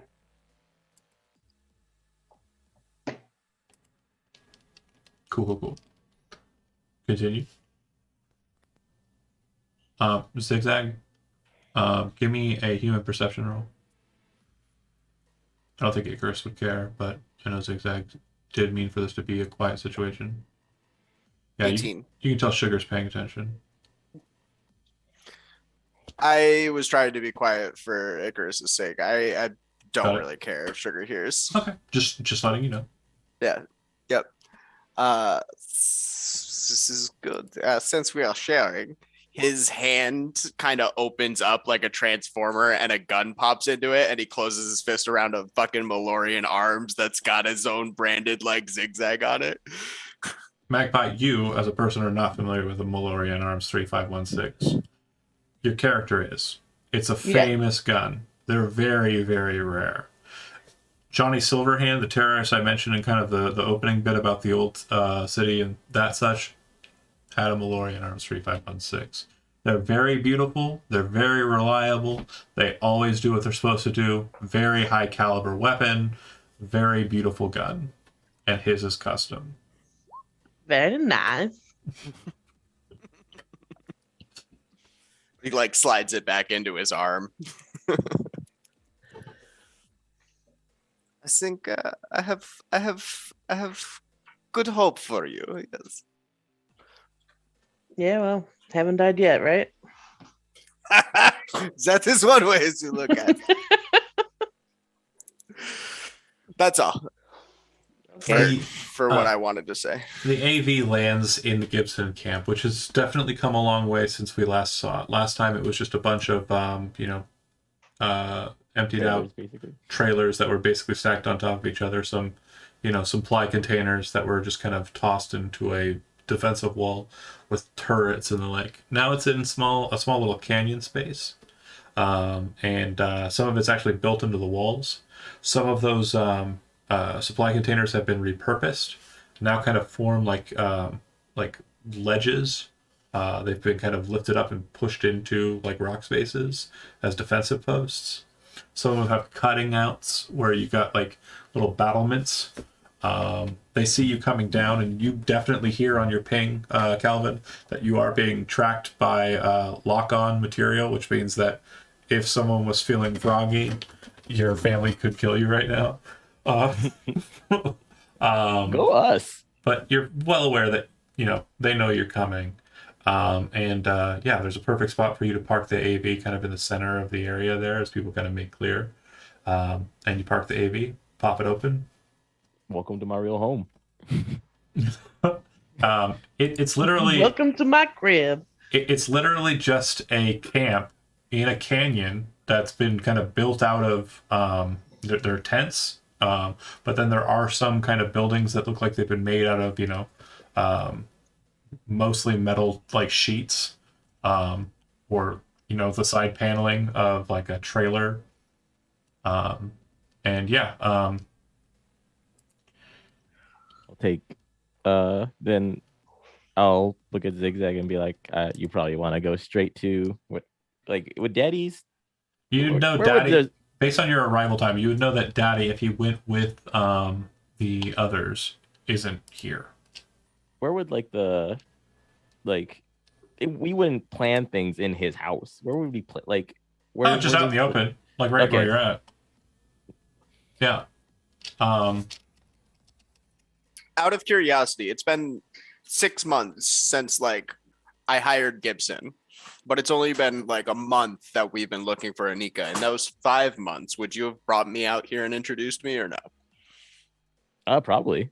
Probably the Okay. I feel like in that time I would have gotten used to you. more likely That's what I figured. more I just likely the wanted to check with reverse. To be completely honest, you probably actually had members of the family come out to meet you Right. in Night City, because again, this is not a place where you can be very gracious, and Daddy doesn't really invite guests Okay. to come meet.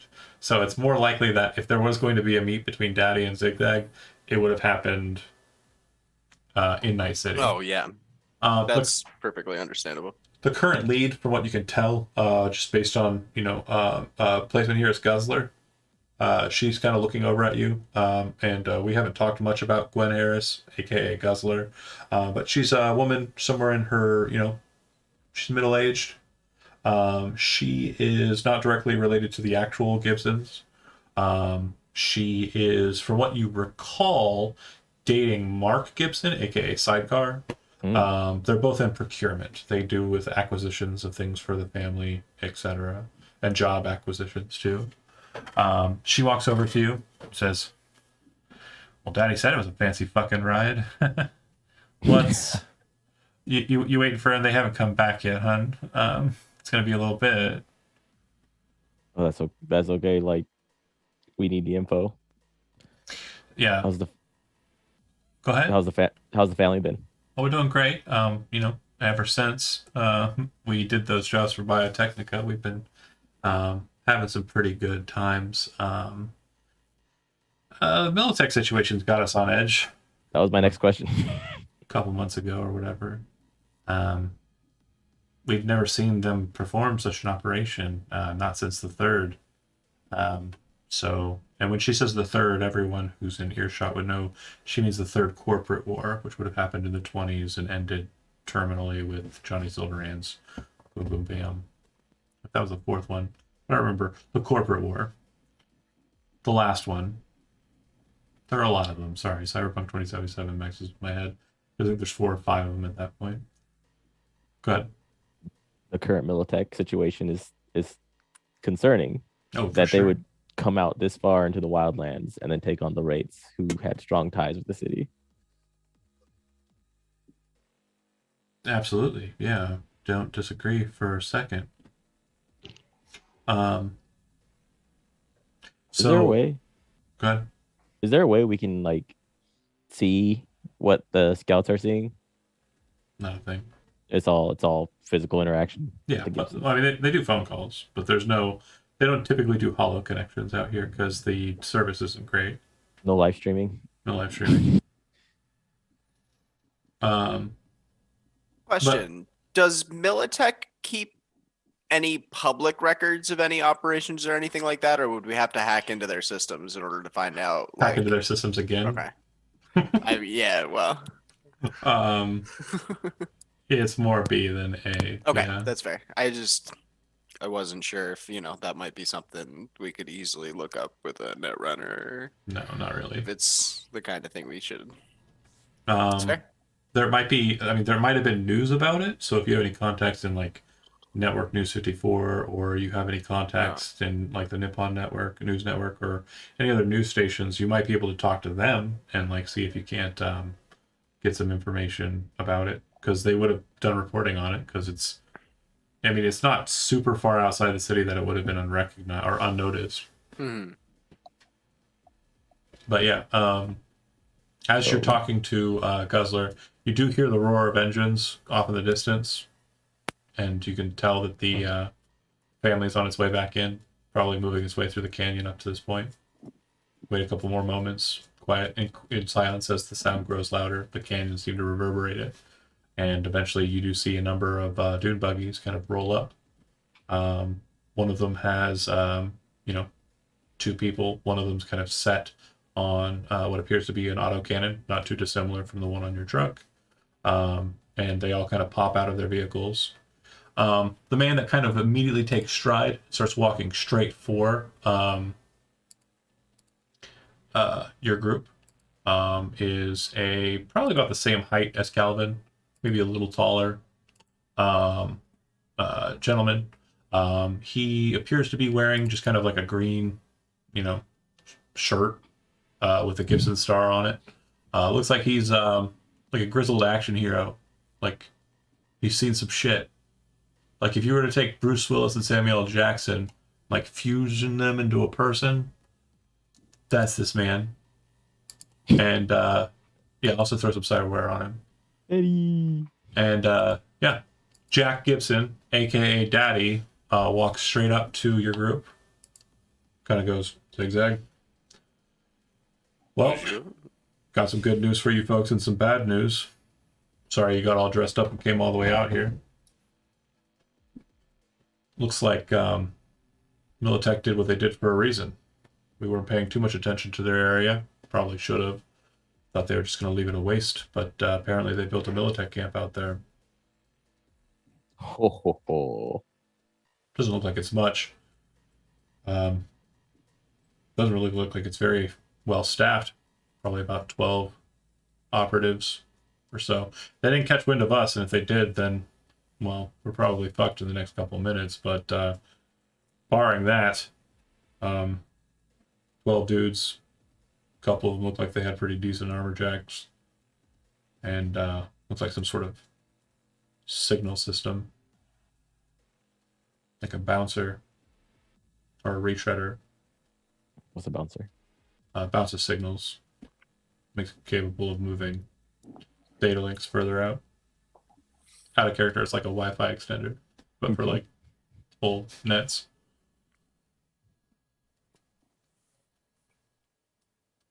So they're trying to extend communication outside the city then. Yeah, it seems so. But, I mean, kind of wasteful to just destroy the shit of the Wraiths at it. In my opinion, they probably had something similar. Not as nice looking, but guess I can't leave it to the execs to concern themselves with waste. Am I right? No, plus it keeps their budgets up if they have more materials in to purchase for the site. Yeah, how the fuck is the guy who makes this pointless shit going to keep his job if they don't need it?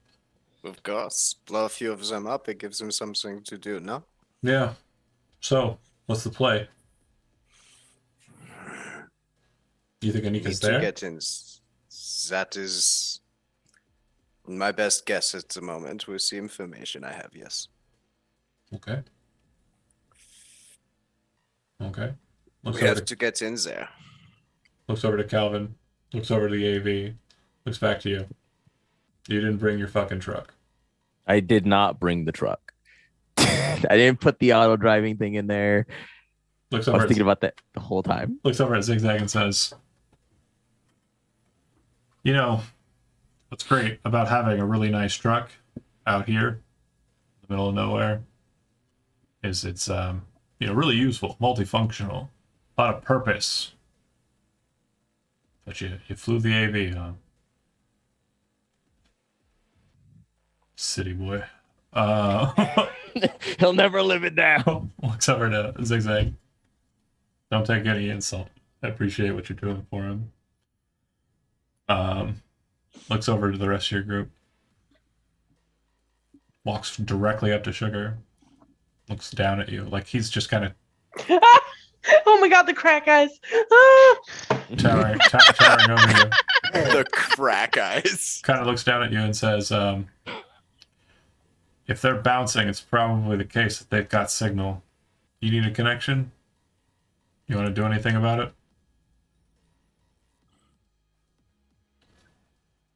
Muted. If you said something, you're muted, Zito. Sorry. Yeah, if there's running to be done, I'm on it. Okay. You see him kind of like look out, kind of just out over the thing. He says, "Roadkill, get this cute little thing connection, huh?" Ooh.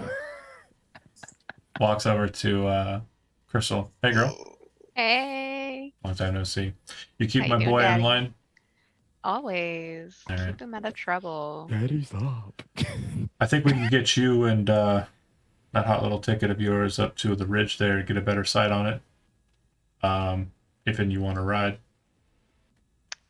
Read from you anytime, Daddy. All right.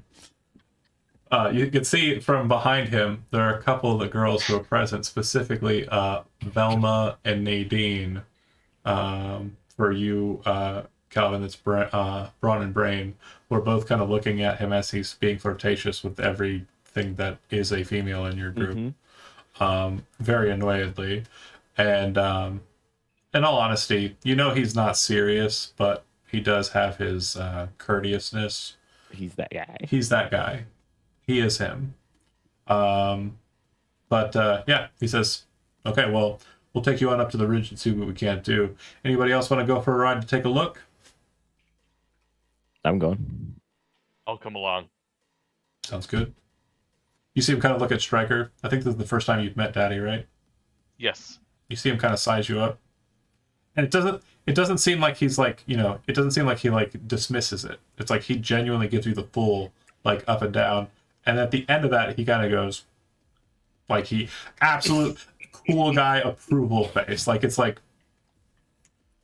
another motherfucker who gets shit done. Is what he says in his head, obviously, but you can read him like a book. Looks over to Icarus, kind of just waiting for a response. Is Magpie out? Yeah, I think she stepped away. Okay. Then I'll just go ahead and I'll take a chance and presume yes. Yeah, Wait, I'll that stay with character- Sugar Okay, at the camp. we're staying behind. Zigzag and Sugar stay behind. Yeah, you're gonna try and get the connection and do some net running, and I'll stay here with you at the camp to Perfect. see what you get. In case I get brain fried. Yeah, Right. I'm here to cover you. I got you. Shotgun moves over to you, Calvin, and kind of says, "Hey, you want to ride Coomer's bug? Yes. It's all yours, buddy. We kept Thanks, it bro. around. Yeah, no problem. Fucking A. Me and Cannon will roll with that one. Points to Stryker, and you can take that guy and your other friend there. Daddy's riding solo. Deal. That works for me. All right, 3 people per dune buggy. Daddy seems to be riding with Hat, and there seems to be no other space in his buggy because that's the one with the autocannon on the front. 3 buggies ride out. Keeping in mind too, the buggies have no munitions of their own. There's no armaments besides the one with the autocannon, and they literally are just dune buggies. Rolling out. You're driving your vehicle, and then, like I said, Shotgun's riding the other, and Daddy's riding the third. Daddy seems to be leading the way. kind of takes a position up on a high ridge and immediately kind of like, you see him move, turn the key, and like literally as it's drifting, like it just locks up and stops in the sands. And you can see that, not the quite smoothness of the stop. Shotgun pulls in next to him and stops his vehicle, gets out after turning the car off. Am I able to do the same? Do you want to be like Daddy? Yeah. Go ahead and make a driving I want to be the best driver in our family. pilot land vehicles.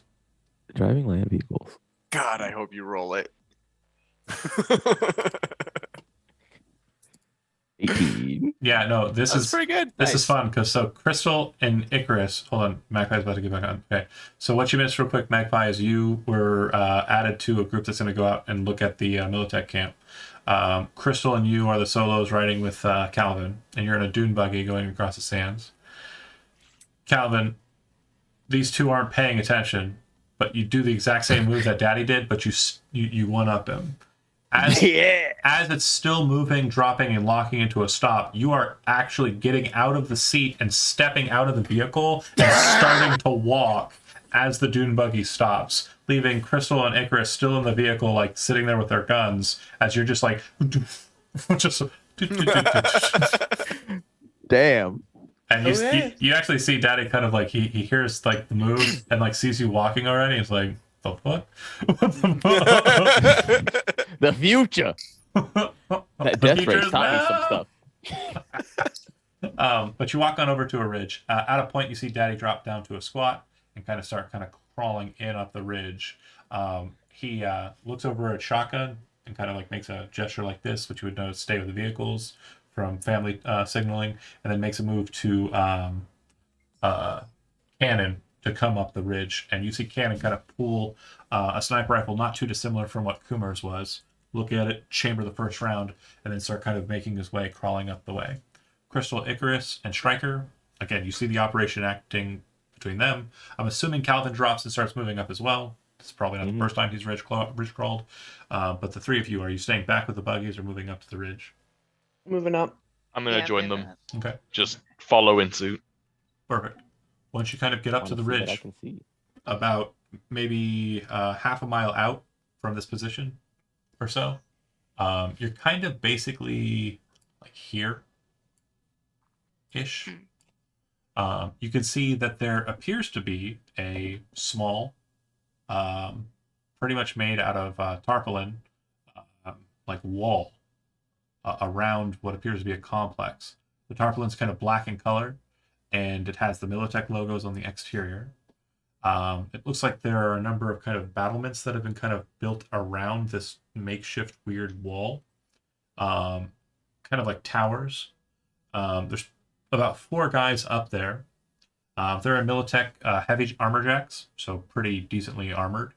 And it looks like they have Militech Ronins or assault rifles, exactly what Crystal's wielding, on their person. From what you can tell, they have goggles, which you would know are standard issue for Militech operatives, which means they have IR, UV, and IR, UV, and low light. So these are probably the same watch people who will do night times. They're probably stimmed out. They might switch every other day with whoever's still inside the complex or with people from the city. You'd see all of this, and then you would also hear above you a sound kind of drift out. And you would basically see Daddy go, fuck, fuck, fuck, fuck, fuck. We might be made. Kind of like keep slow. Cannon, keep an eye on that. And you would see an AV kind of pass over top you, solid black in coloration, Militech logos on the sides. Looks like it came right out of Night City and pretty much just straight line out to the camp from what you would presume, basically on its positioning, the military base on the north side of the city. What are they doing out here? You see Daddy kind of looking at Cannon. Cannon seems to be tailing it with his scope. And he says, I don't think they got eyes on us, Daddy. Daddy goes, fucking lazy pieces of shit. Okay, they're comfortable. That's good. Fuck it. All right. Let's see what we can't see. And he pulls out his own scope and kind of starts looking around, paying attention to the camp. Crystal, Icarus, Striker, I'm sure you have some form of implement that allows you to see at a distance. Oh yeah. Pretty sure I do. I have no idea. Probably not for you, Icarus. You might ask for a binocular from the group. Hmm. You would note that from behind you, you hear kind of like a splash on the sand. Look back and see a pair of binoculars that were thrown up by Hat. Was riding with Daddy.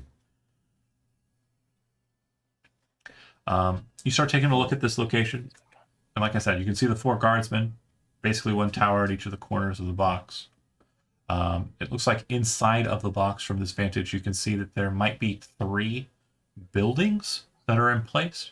Looks like they aren't permanent buildings or structures. Looks like they're kind of temporary. Best way I can kind of describe that is you know when they have like a construction yard, they put out that little office space where like the foreman and the contractors and the such kind of go into. It's like 3 of those kind of popped into this place. You do notice that one of them on top of it appears to have an anti-air battery set on top of it, which inside of it has a locked position for a pretty terrifying looking defense unit. Based on what you can tell from this distance, the calibers on those weapons is probably somewhere in the neighborhood of 20 millimeter. Not too dissimilar from the autocannon that we discussed on the buggy.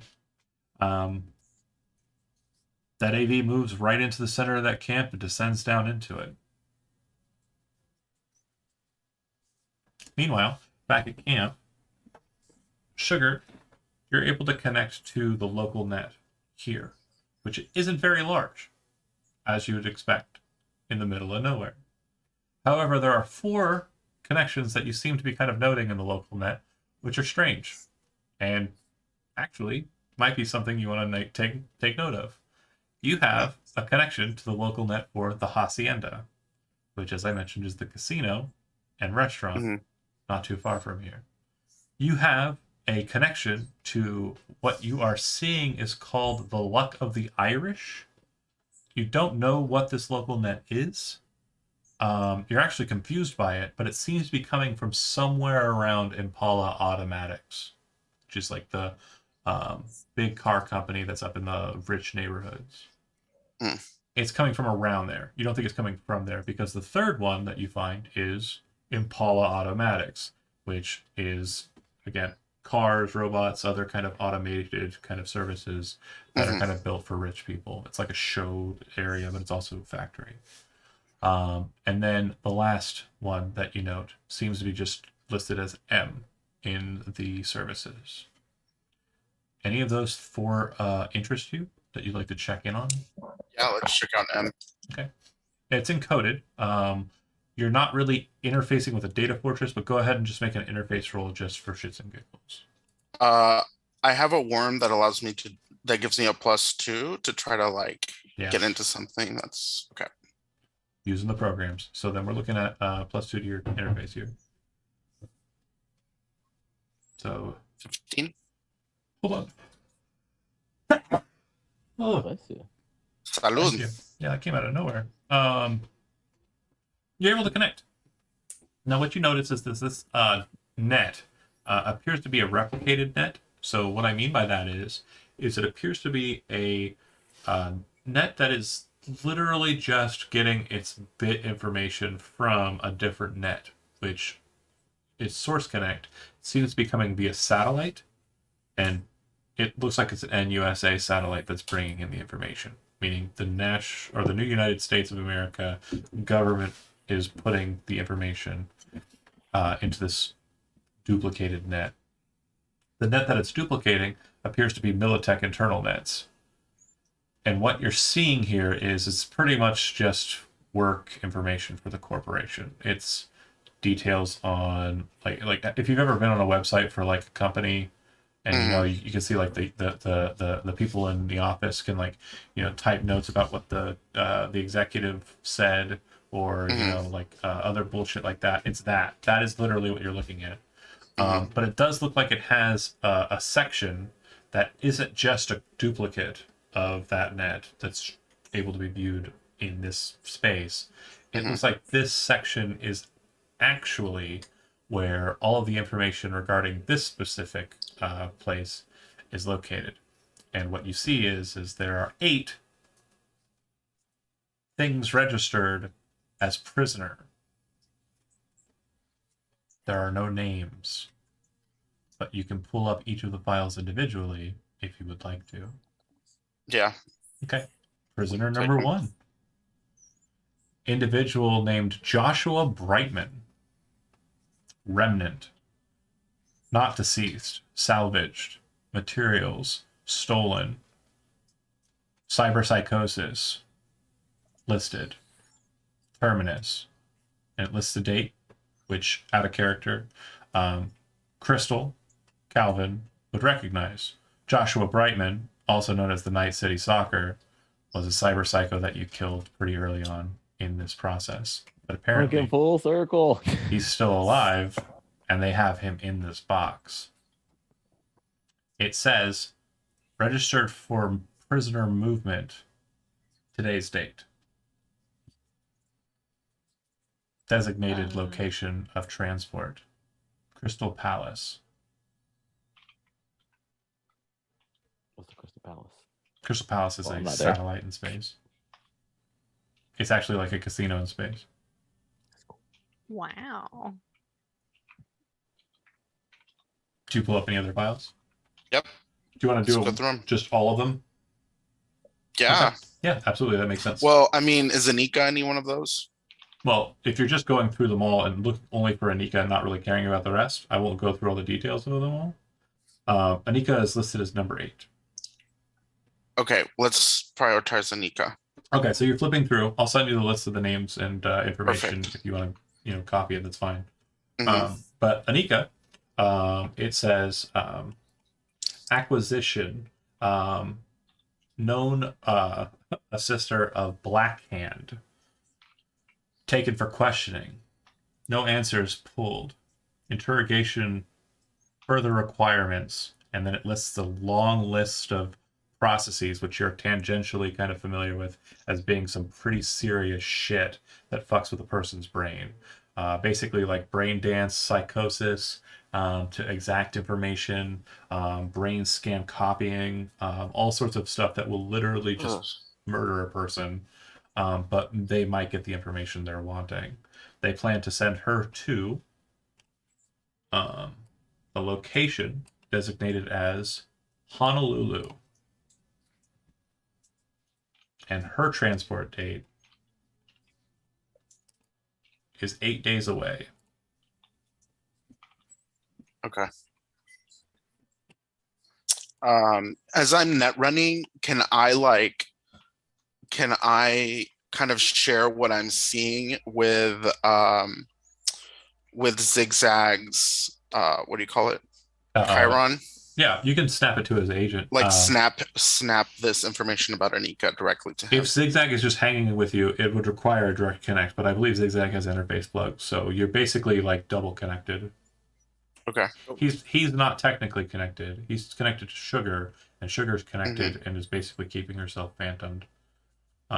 Depending on how she leaves. But yeah, based on everything that you've done so far, you're able to kind of extract this information. You're not really taking the hard data, more or less you're just getting screen captures. Yeah. Zigzag is very interested in the rest of those files, by the way, if I'm seeing it all flash by too. Sure. For sure. I'll snap Yeah, it to of the whole course. group. I'll snap it to the whole group. Perfect. Thank you. Okay. Anything else that you want to do in this space? You want to see From this, can we understand month is? oh, am I? I said no. You're not. I jokingly said, "Do you want to see who the employee of the month is?" Yeah, I do. It's an individual named Jonathan Dupre. He's been with the company. Damn it, Jonathan. He's been with the I've got the Militech shirt. I'll wear it. Not again. God but damn it. if I have to choose between Arasaka and Militech, American, I'm sorry, all the way. Well, if we have to exist Arasaka. within like Cyberpunk, you're Militech's employee of the month. Yep. I'm What would I be in 2045? Crystal's therapist. Hold on, it'd be 60. Now you're like I'm everyone's probably dead. Let's be honest. Magpie is a kick lot the of bucket. a lot of shit has happened. Well, actually, we're all hold on. Let's do a trace by trace. Okay, if you are in Texas, you're dead. If you're in Indiana, you're very dead. God damn it. Yay. Let's Dang see. Maine, you're fine. Like if you're in the Pacific Northwest or I'm Northeast far enough away from the or coast. the Atlantic Northeast, yeah, you're fine. If you're the Pacific Northwest, you're fine. If you're kind of in and around like the New Mexico, Arizona, you're probably dead. Like yeah, a lot of shit happened in between, like in the alternate future. It's a hot mess. Okay, Needless but to my say. question is for Oklahoma, did they just Gone. like have an aquifer cave in? Because No. that's really? No, basically, like most of the Midwest states, from my knowledge, are basically just overrun by fundamentalist psychopaths. Oh, I And mean, then that makes sense. also, Are they not already? Yeah, Honey, right. that's right now. and then like also crazier shit happens. Like I know that I think Chicago or somewhere near Chicago gets hit by a rail driver or Oh, or a yeah. mass driver, and basically what a mass driver is like a rail gun that moves like asteroids and meteors. They just Mhm. dropped one on a whole fucking city and said bye.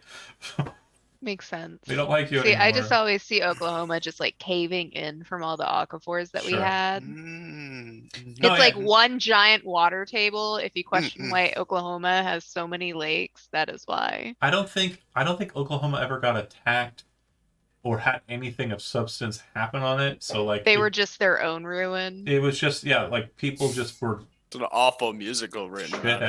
shitheads. There's an It was the musical's fault. I think fucking hate that musical. I think in the alternate Had to do it future 3 times. the name of Never the in musical Oklahoma. changes to Cannibal the musical.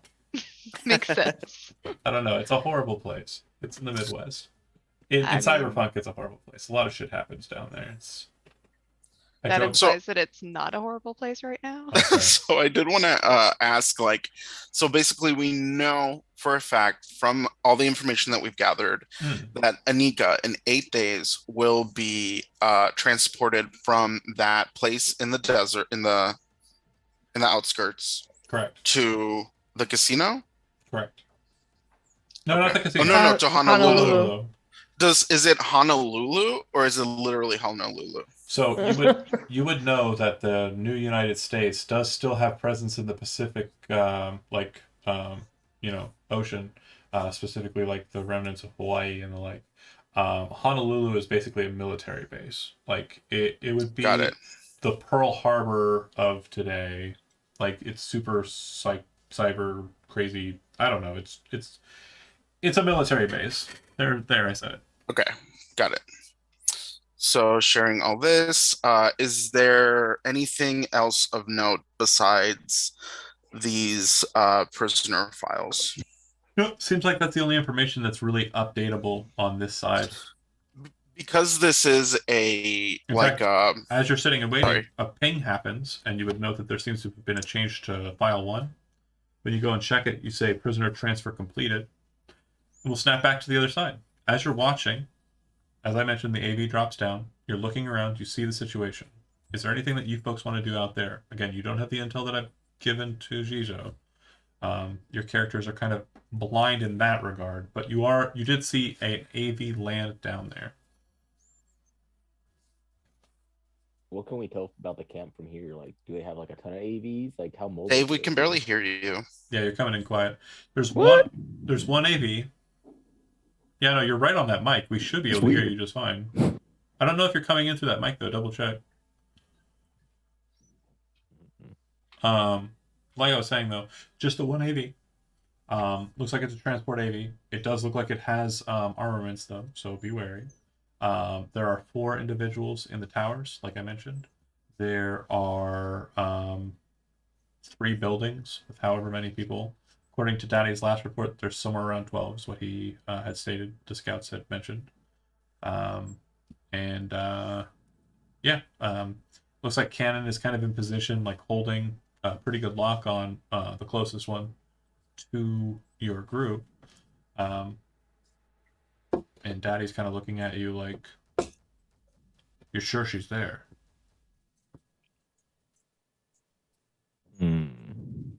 sure? No.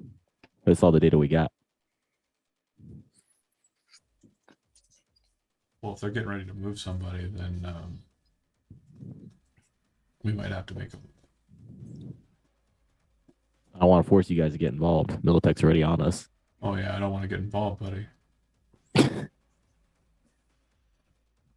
if you can help us supply up, I mean, there's not going to be time for that. Pretty much we're going with what we got right here. We ain't getting back to camp and coming back in time. You making the call, or do we need to call your dad? Daddy says you're yeah. my dad. I mean, kind of seems like I gave you away to a much better dressed man. He kind You're of right about the dress. He kind of smiles. Am I not right about the man? It depends on the day, I guess. But I'm gonna call him. Okay. Let me know what he thinks. Cannon. Yeah, Dad. You got to beat on him. Yeah, Dad. Keep it.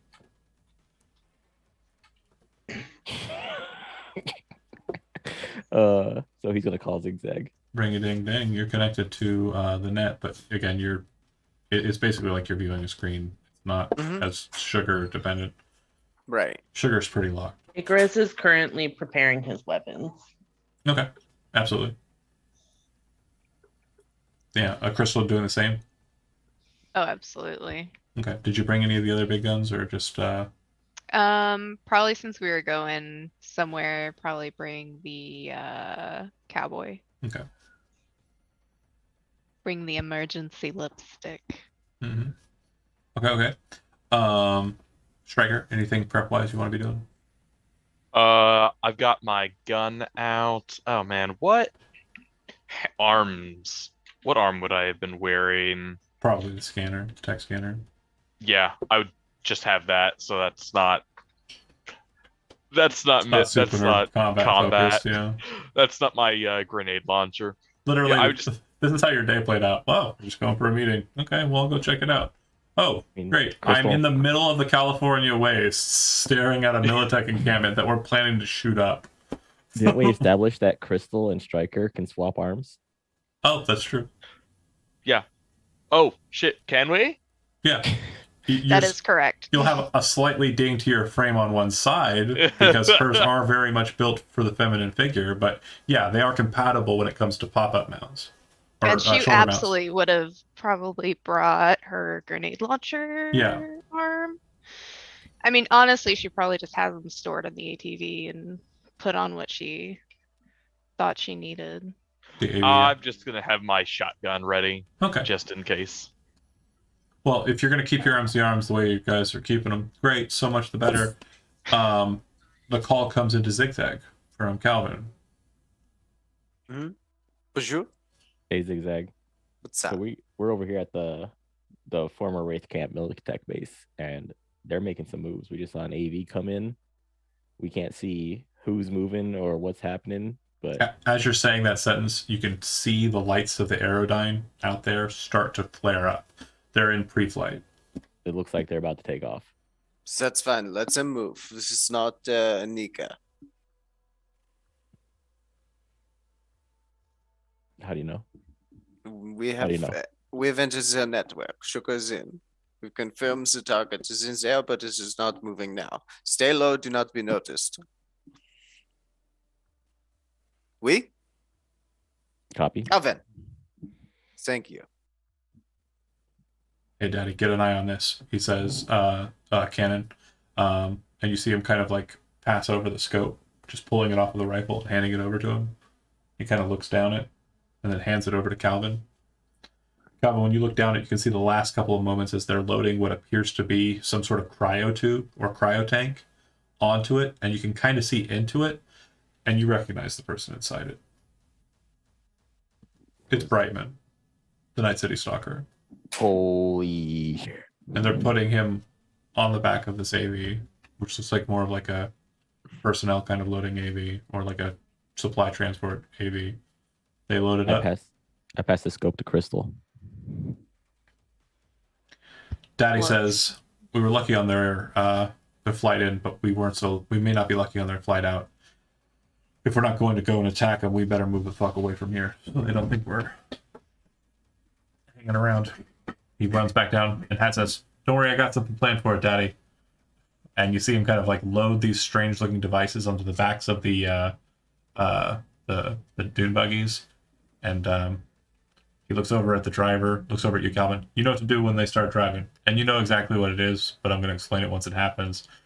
Everybody gets into the buggies, hits their buttons. It launches out a tarp that floats for a second and then drops over the buggies. And you know the other side of it looks like the sand. You hear the AV go up. You hear it go past. You wait a couple moments. Then you start pulling on a cord that's attached to the launcher, and it drags the tarpaulin back in. Nice. The future. The future is now. Who needs CG when you have Good old actual fashioned props? painted tarp. Hell yeah. And yeah, at that point you can head back to the camp, regroup. Vroom, vroom. Yeah. Zoom zoom, let's go. What's that? Zizo? I'm hearing sound. That Siri. Sorry, my bad. It's okay. I thought that was a TV or something. Okay, so they head back. Sugar, what you notice is that someone else is in the network, and it seems that they are erasing one, moving it. It seems like they're moving it into the duplicate space, the duplicate net, and then it's kind of fading away into it, like it's being incorporated. So the information is being transferred to head base. And then you can see that all the prisoner slots move up in a space, and 8 is left empty. And then you can see that a notice hits in that as well. What's the notice? You go and you check it. The name that pops up is an individual named Jacob Reitman, aka Grease. Current state deceased. Resuscitation near impossible. Agitation checks test. Nervous system currently working. Brain activity minimal. Reparation or repairs required. I knew we should have blasted the fuck out of that fuck. She'll say it out loud Right. to Zigzag. I think That that is unfortunate, yes. Okay, well, This is hopefully also- For both of you, this is also impossible. He was dead. You don't come back from dead. yeah, So the fact that his basically- nervous system is working. Basically what they're describing is like some sci-fi shit. And when I say that, of course we're playing Cyberpunk and we're playing in a sci-fi world, but take for a second and imagine the world that you're in being a real place and there being a thing that is sci-fi, and this is like RoboCop level shit like that they're describing here. This is stuff you've not seen before.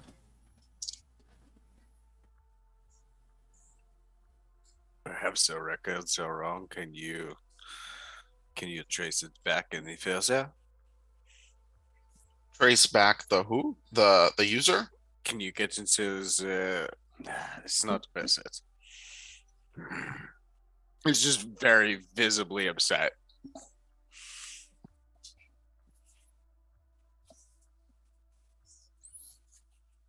Okay, well, whatever this is some big fucking shit we're getting into, Zigzag. Big fucking nasty, ugly corpo shit. Would you have it any other way?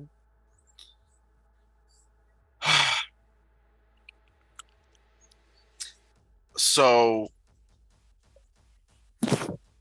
Sugar doesn't respond, but she I would like to plan to, well, I don't know if I can do, so what Sugar would like to do is plant a virus. Am I deep enough to where I can do that? You know that it'll only affect the camp because the net space that Militech is presenting is literally just like it's like a virtual desktop, effectively. They're literally just showing kind of a space that can be slightly manipulated, but you're not connected to that net technically. You're just seeing it. But I can like, how much can I fuck over The this camp? You're pretty sure you could fuck it over pretty hard. If you want to do that, you can. I will yield to Zach to try and talk you out of it. Yeah, I wouldn't do anything yet. Honestly, like, we don't have to move for 8 days. That gives us time to watch movements. That gives us time to possibly actually get access to Militech through a different source. There's offices back in Night City that you're going to have a better connection to. You won't have to try and tunnel in through this camp, because if they check any, like, if honestly, like, think about it this way: if you trip port security going in this port, they're going to shut this camp down and move everyone out the next hour, not the next. You know what I mean? Like, it's better if we go back into Night City. We have 8 days to find another connection, and we can pull files straight from the source. But in a French accent. That's all said to you in a French accent. Yeah, sorry. And I- Like, so- Okay, so but is my connection's not going to be any better in Night City to them, to this camp? this is true, but we do not want to be detected at this camp. We want more information, and more information will come from Militech, not from this camp. We can re-enter this camp from this point when we are ready to access it, and you can shut it down moments before our team moves in. That is what we will do when the time is right, but I do not think we are ready to move, and we have time. She is fine. The But- file said. Let me make sure you understand, Anything out. Khadijah, what I mean by... I understand. Well, no. I understand. Okay. I don't think you understand fully. Let me explain. You know you have the power to do a lot with this connection, but Yeah. you know for a fact that the second that you start playing that game, that's it. It's game time. You are Right. The whole network is going down, and that's it. So the second that happens, shit goes weird, because you don't know what's going to happen in meat space after you fuck Right. this up. So Right. I'm not saying you don't have the power. I'm saying you do have the power. No, I understand. I totally 100% clear. I think that She's mad though. Sugar is like arrogant and wants to just like fuck their shit, but Dad said no. So okay, new but dad. but you I don't know how I promise. feel about this. We'll call him promise. stepdad, but not because he's a stepdad, because he's the dad who stepped up. That's right. Oh Exactly. my god. Damn. So you promise that later on I'll get a chance to fuck their shit, yeah? Of course, I would never deny you this opportunity. All right, great. So she'll cloak and Perfect. get ready to. Oh my god, perfect. I was gonna say, like, if you didn't use the right terminology, I was gonna hand it to you, but you 100%. I love netrunners who read their I shit. mean, I'm doing my motherfucking homework. Do the homework. Yeah, so you know what? appreciate There's no it. such thing as inspiration, because you know the terminology. The interface role wasn't going to be very high difficulty value. I'm just going to give it to you for free. You are out. Perfect. And yeah, Yeah. every single action you took, opening files, everything, all of that is not detectable. You're 100% Nice. sure. Perfect. That's exactly what we needed. Okay, well, it looks like they're not going to be on our tail. They won't know that we've been in here. So we better tell the rest of the group what we found, don't you think?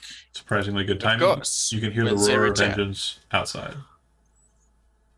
Offer Sugar a cigarette. I don't know if in real life you have partook of a Charm Black, but that is what he smokes. Oh So- damn. It tastes like Christmas.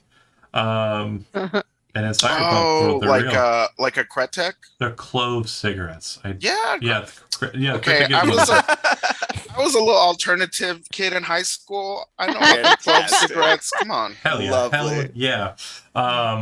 Anyway, they arrive back. So yeah, you're free to discuss matters at hand.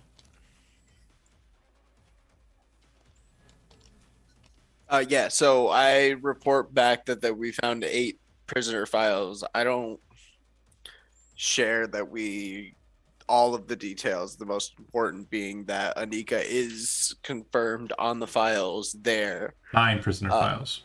Or 9 prisoner files, sorry. switch. So Yeah, mad. and they're bringing gonks back to life, apparently. What? I'm sorry, what? It doesn't matter. We gotta get Anika. This is I mean, true. yeah. This is But they're our bringing priority. gonks back to life. Do you It's Gross. fucked up. do you explain all of the details of the files that you kind of went through? Unless Zigzag will stop me, I'll spill the beans because I Okay. feel like I don't think it's there was relevant. anything that I wouldn't want shared, right? Okay. Are there any questions about the information I've given you thus far? There is one question I'm looking for, but of course I don't expect you to be able to read my mind or see the answer like because I made it. So I'm of course asking first to see if you're paying attention, or if I'm laying it out easy enough for you. Is this just for Sugar or for Anybody everyone? who's listening. Okay. Oh, Mm, I mean, we gotta go get that phone. I know that. Mm-hmm. Well, the So phone. that we know exactly where she's at. Yeah, but you pretty much have a good idea that there's I was documented evidence that she is at this location. Right. I was gonna Did she get point out the fact- revived? Yeah, It's a good question. Well, I In a mean, cryo tube. if Brightman was, Brightman was a body. yeah. Grease is a body. Do you want to check the other files to see if they're people that you might recognize? Yes, I'm not what gonna. are the please. other- I'm not gonna give you the list, but if you go through and if you go through the details and look for the thing that matches up, all the other people, with the exception of Anika, have confirmed deaths or disappearances listed in like Night City data search articles. Fuck. So how are they doing this? Why are they? Doing Why? this? Yeah, and why? Yeah. This is some like Resident Evil origin story bullshit. Zisha, when Sugar kind of snaps back in that thought as Calvin kind of brings that to light, you kind of think about it, and you remember reading in Anika's data log that advanced interrogation methods had already been used on her. They probably killed her during interrogation, is what a presumption you can make. That's So is That's this not- something that sad. is said out loud? That's something that's going on in Sugar's head. The part where Anika might be in a cryo tube was something that was brought to light by Calvin, though, out loud.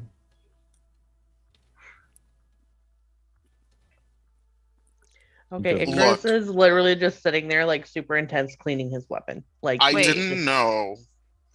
I didn't know this girl well. I never knew her.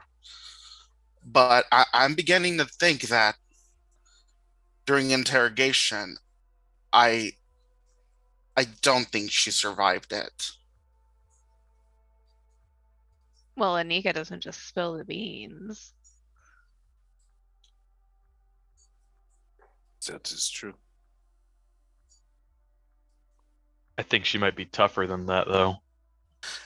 I don't think it's. I don't think this is like getting through. Like I'm saying, So you're saying that she died, she likely died, and that they're bringing her back? that's what I'm saying. Why the fuck do they do that? Is that Do it really again? Anika? Well, probably not now. I mean, I'm no like medical person, or probably ask my therapist. Oh, where's I the don't know. nurse? Wait, can we do that? Did you not see the body that she's working on? No. Zigzag. Oh, I'm just saying, like, Have this is a Zigzag- question Zigzag, for the nurse. Show her the body. It was Zigzag, as everyone's kind of talking, you're kind of like obviously clearly in thought. Your phone rings in your head. Steps up while they're Unknown. all talking. Unknown phone number. Oh, once I get outside of like wherever the group is, a few feet away or whatever, it's where I can have a conversation. He answers. 3 or 4 rings. Zigzag. It's Blue Eyes again. Did my lead work out for you?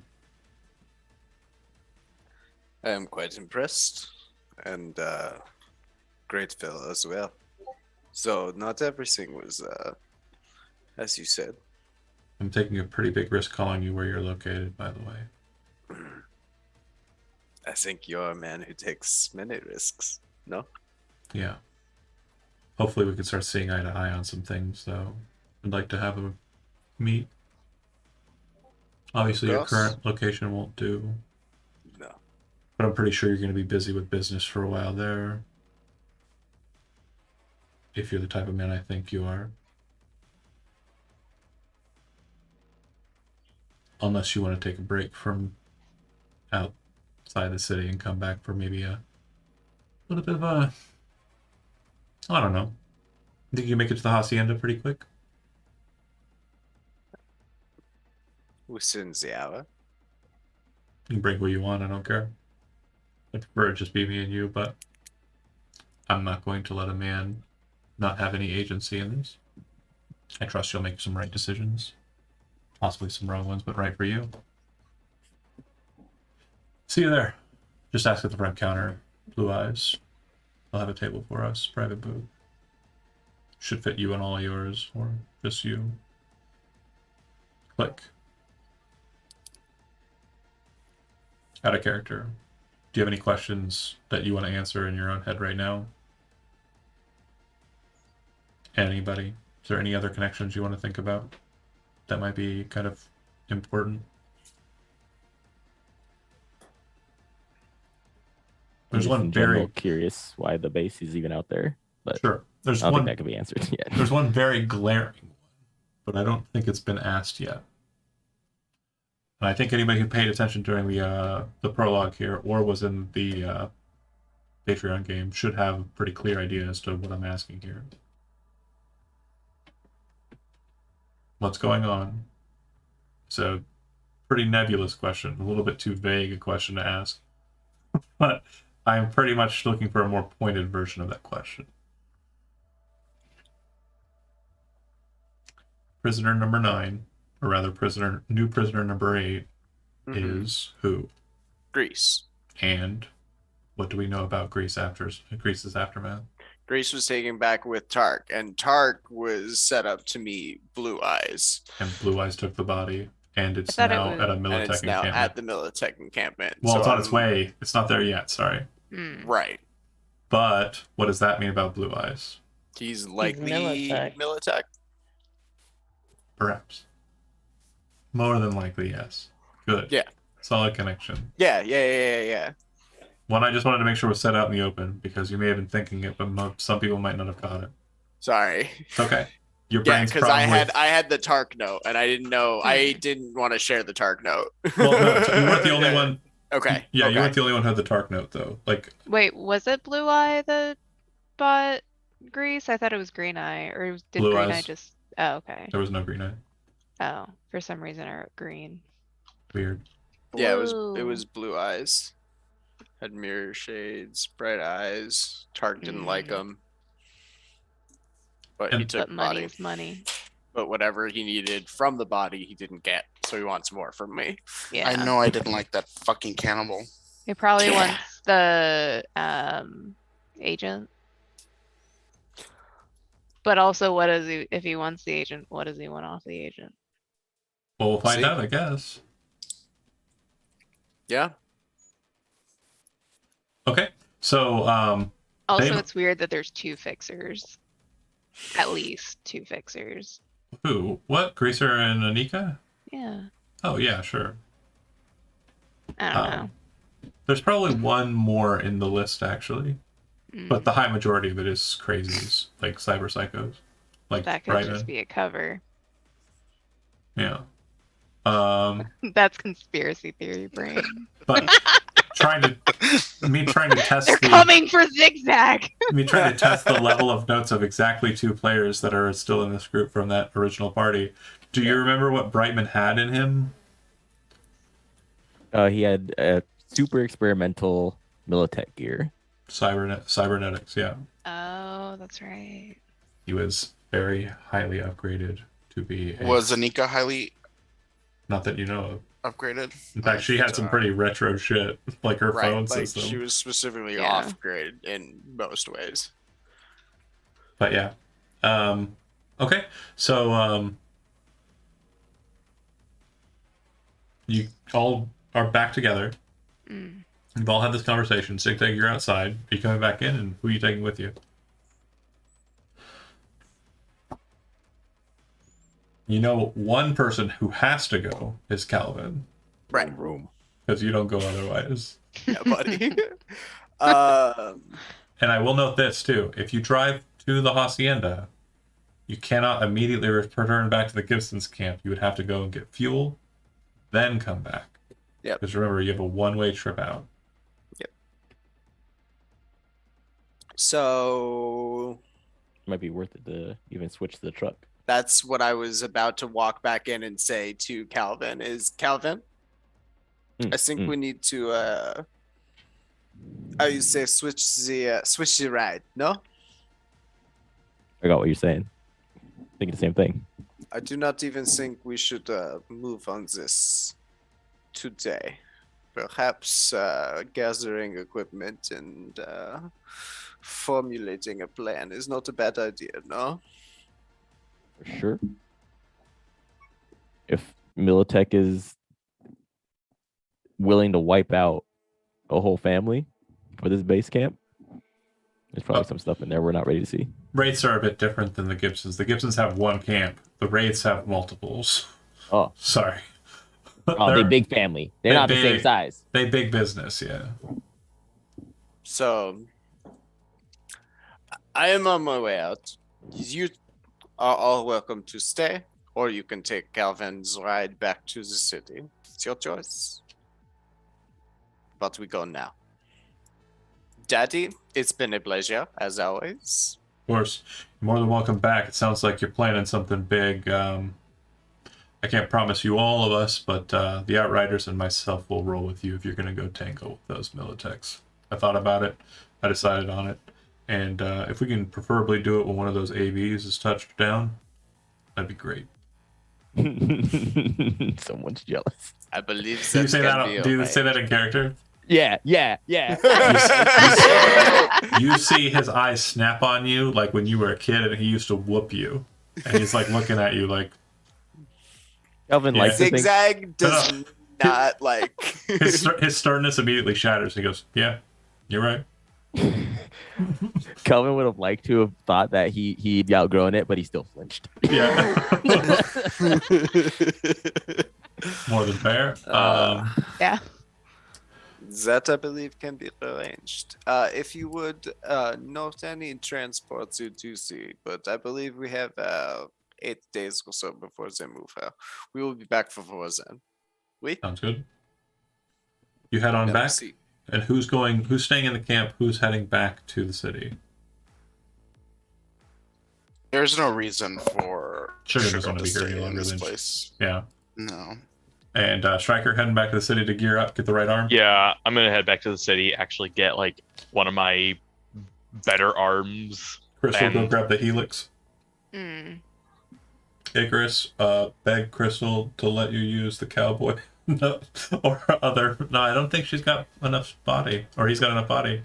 Yeah, those are Can't do both the cowboy. pretty heavy weapons. We'll see how it goes.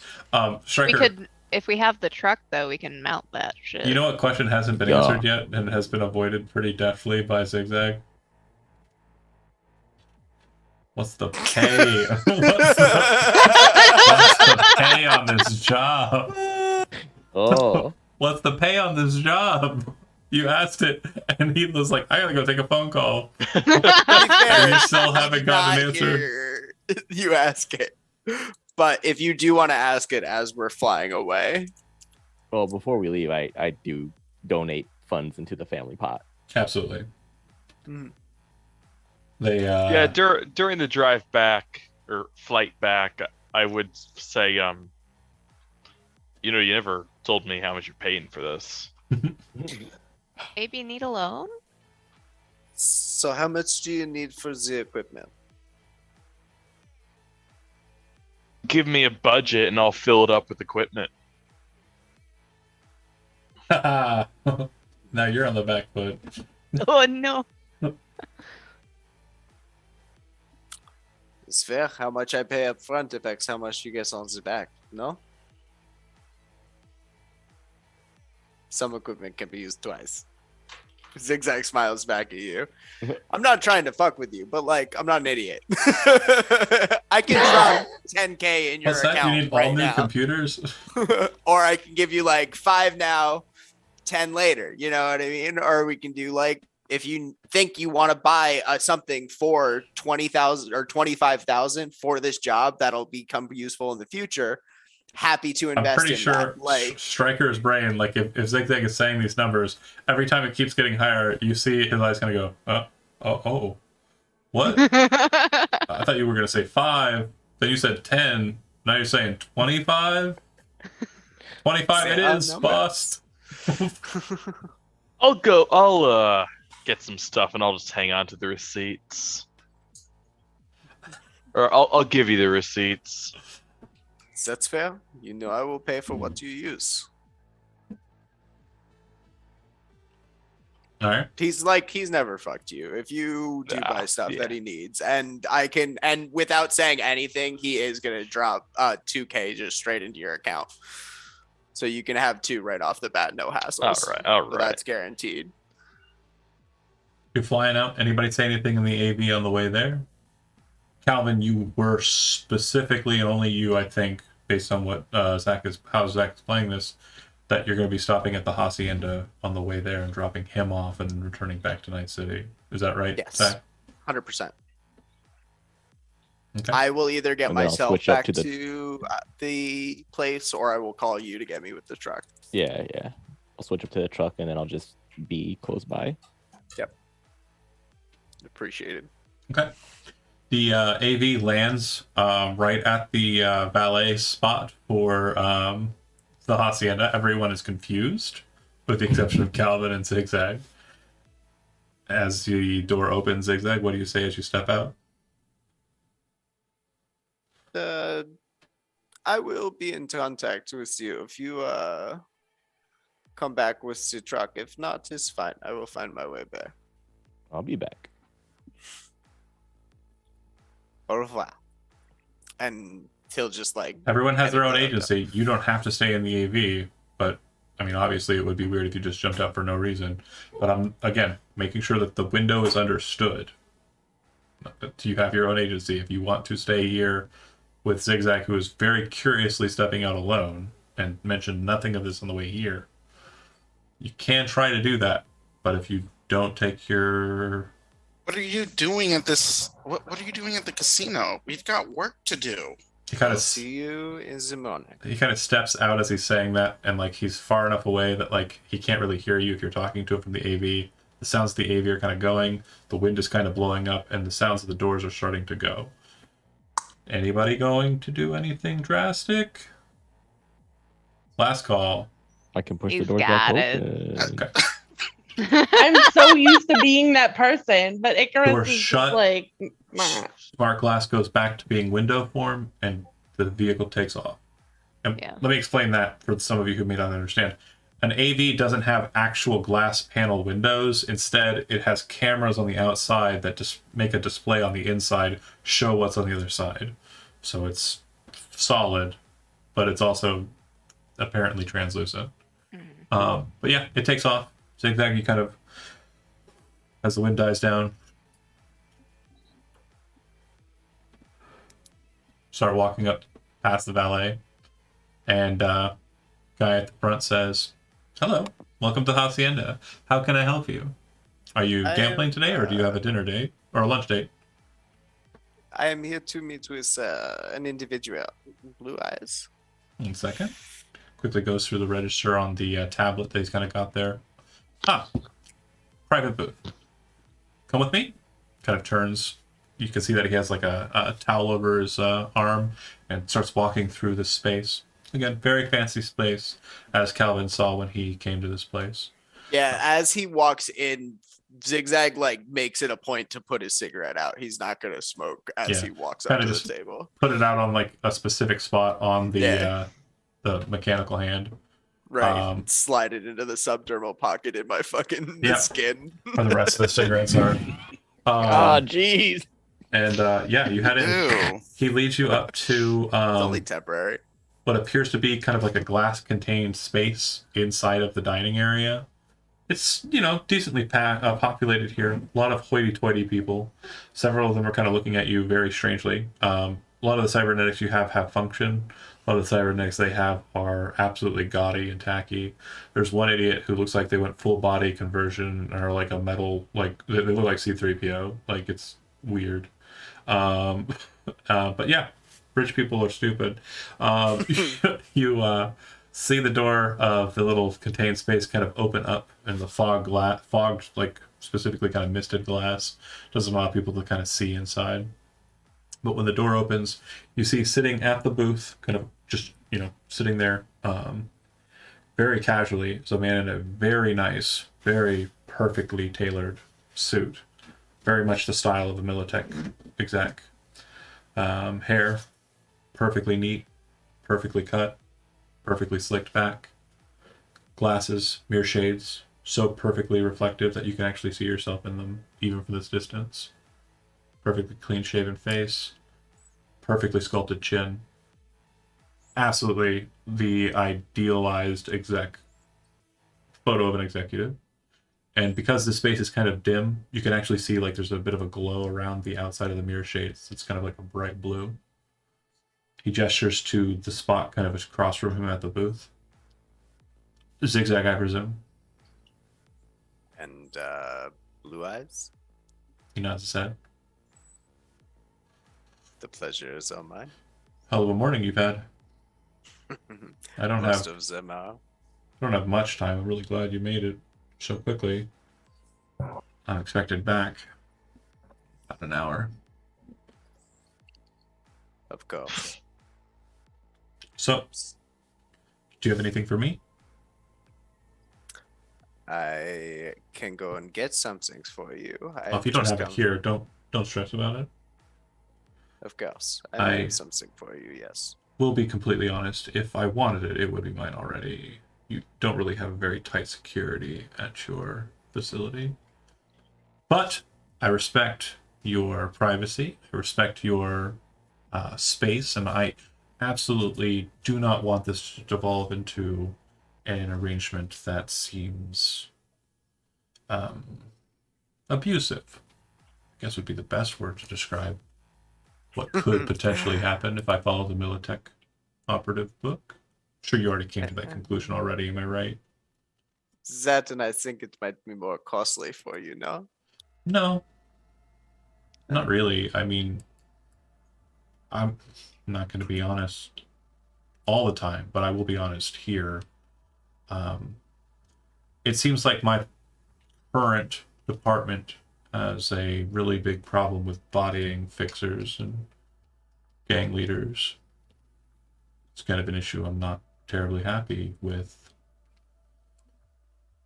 But there's definitely something I want.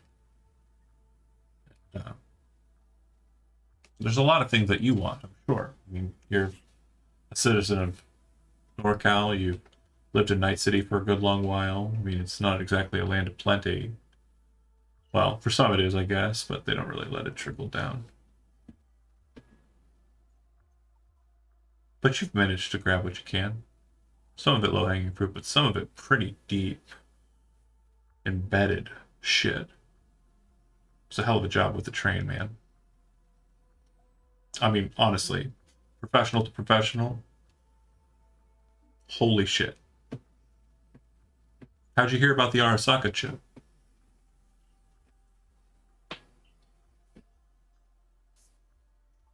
Out of character, I actually don't remember who That told me was about the that. biochip that was, the arrangement was Stryker's Militech friend. Got it. Then I'll honestly just say that to him. Do you give the name? Yeah. Nods his head. Give me 1 second. Taps his eyes, or taps the side of his head, and you see the eyes kind of like flare red instead of blue. Mhm. Huh. Then kind of lets go. Eyes flash back to blue underneath the mirror shades. She was, well, she still is really good employee. It's an interesting leak. Yeah, it's not going to be reported to the corpos anyways. That's not why we're here. But thank you. I do like the level of trust and honesty that we are displaying here. This is free. I'll be completely honest, refreshing. So let me be a bit fair.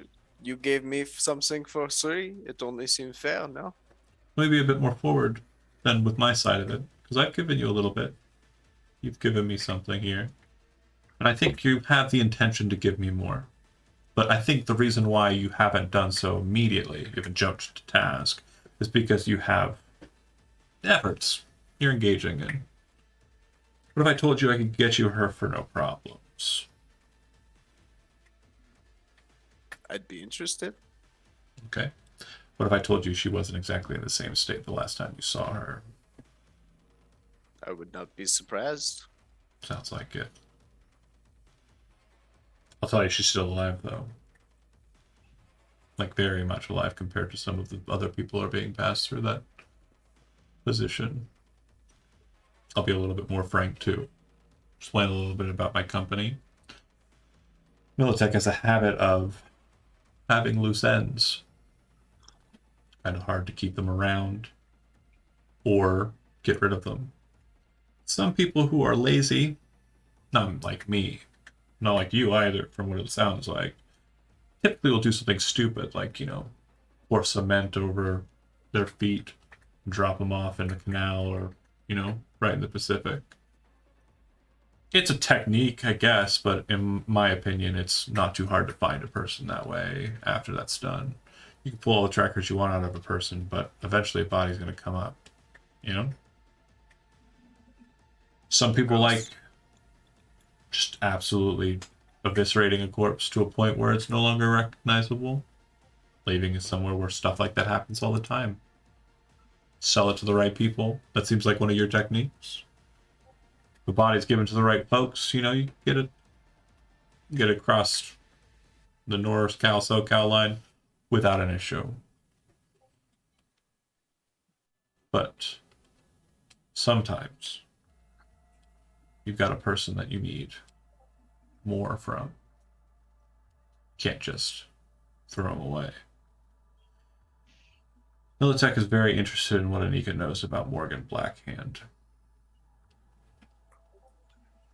Very interested. Rogue element like that, helping Johnny Silverhand about 23 years ago. Big issue.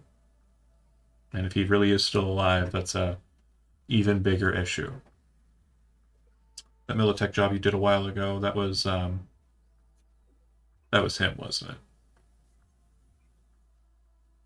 Just nods. Yeah. Not so. A lot of the folks back home, back in the office, don't agree with what I've been saying. That what we're doing is fucked up. And a lot of the processes we've been implementing are absolutely horrific. Like some next level shit. And frankly, I'm pretty tired of it. But I'm not going to go out fighting the power. There's no way I'm going to be able to do anything that's going to change anything. So I work. And you work. But you don't really have a master, do you? No one to tell you when to do, what to do, how to do it. Even if you don't like the way that it's being done, you gotta do it. I mean, I've done some pretty fucked up shit, but let me tell you something. Nothing you do in your entire life is going to be as horrific as the sounds of a person screaming, not even understanding that they're even alive. It's a shit that'll keep you up for nights. Weeks, even. And I've had some of the best lays. And it still doesn't help. Can't get a wink.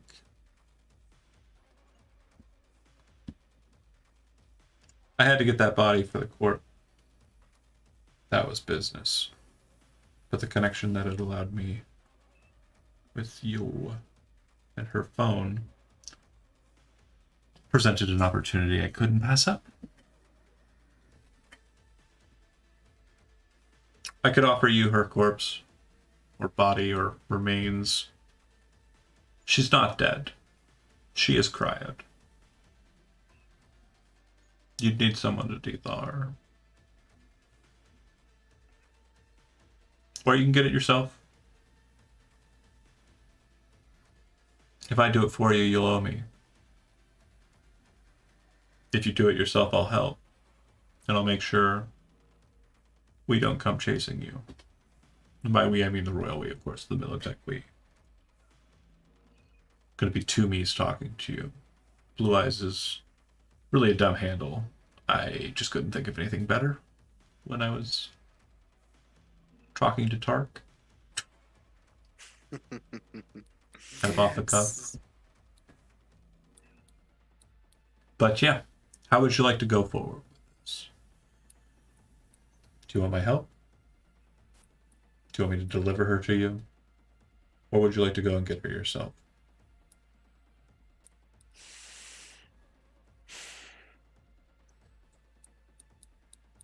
Do you smoke? I do not.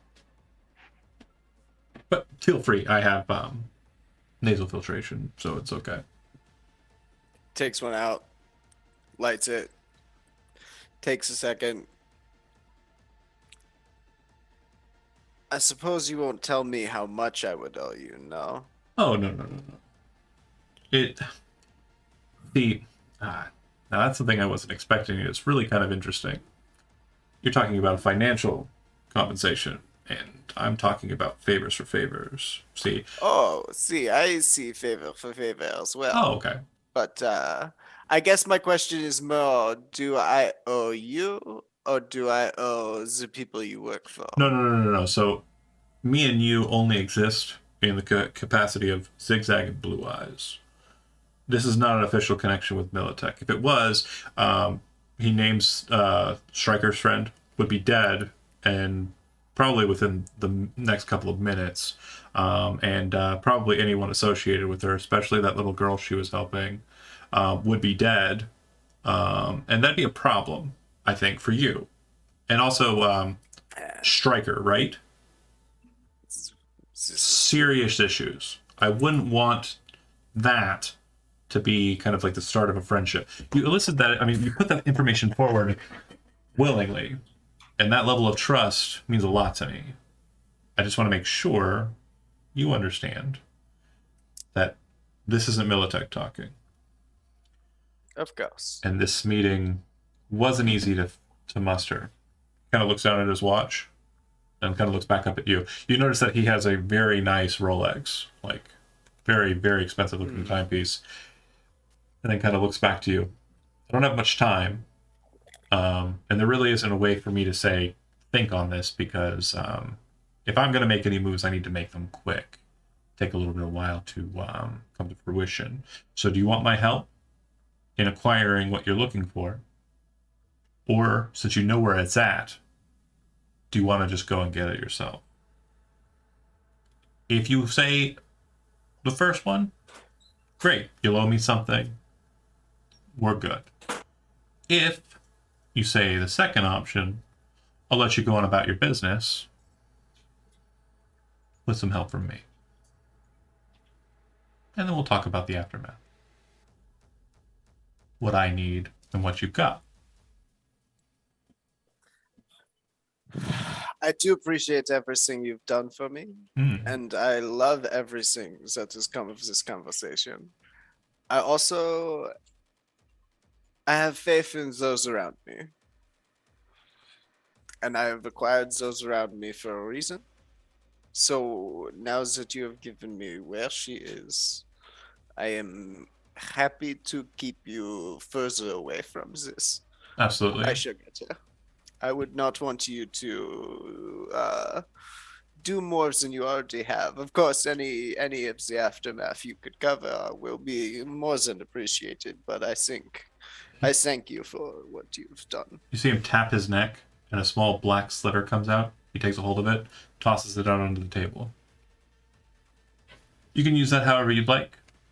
If you, I'm pretty sure the Netrunner you have with you right now, not the real problematic one, who we'll talk about at a later time, but the one that you currently have with you, she seems nice enough, and capable enough too, based on some of the tracking I've been able to muster on her. Not much, to be fair, but I'm pretty sure she'll be able to tell you that that's not a virus or some kind of tracking device or some kind of crazy Militech, ploy. And this was the whole purpose of our conversation.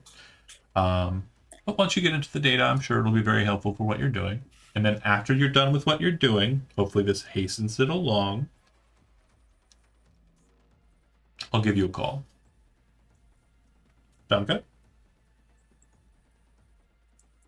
It's appreciated. He stands up in a very business kind of like manner, kind of walks around the booth or the table, and kind of comes to you, standing there waiting for you to get up, and like holds his hand out like he's ready to shake your hand, like very businessy. He's just, I really appreciate the time. I can't stress that enough. Zigzag does the quick like, oh shit, cigarette in the mouth, like stands up to shake your hand, like, yeah, I forget this is how like normal people end a meeting. He normally is like yeah. Oh, yeah, of course. For the purposes of kind of fast tracking, you are able to find a means of taxi cabbing back to the office, where you'll find Calvin in the truck. Everyone else who's gathering gear in Night City is able to do so if it's something you already own, prior to kind of gathering at the truck. Sugar is able to quickly identify that the shard that you were given is not virused or anything without causing her any issue, but she realizes it's just a data stick, and inside it apparently has the complete layout of that small base, the names of every single Militech operative who has worked and is working at that base, and all of the details you would ever need to raid that place in the most effective manner. And that is where we'll leave the session off for tonight. Next week, we'll be blowing the fuck out of a Militech camp. Thanks for watching. Those that did, and we'll see you next week.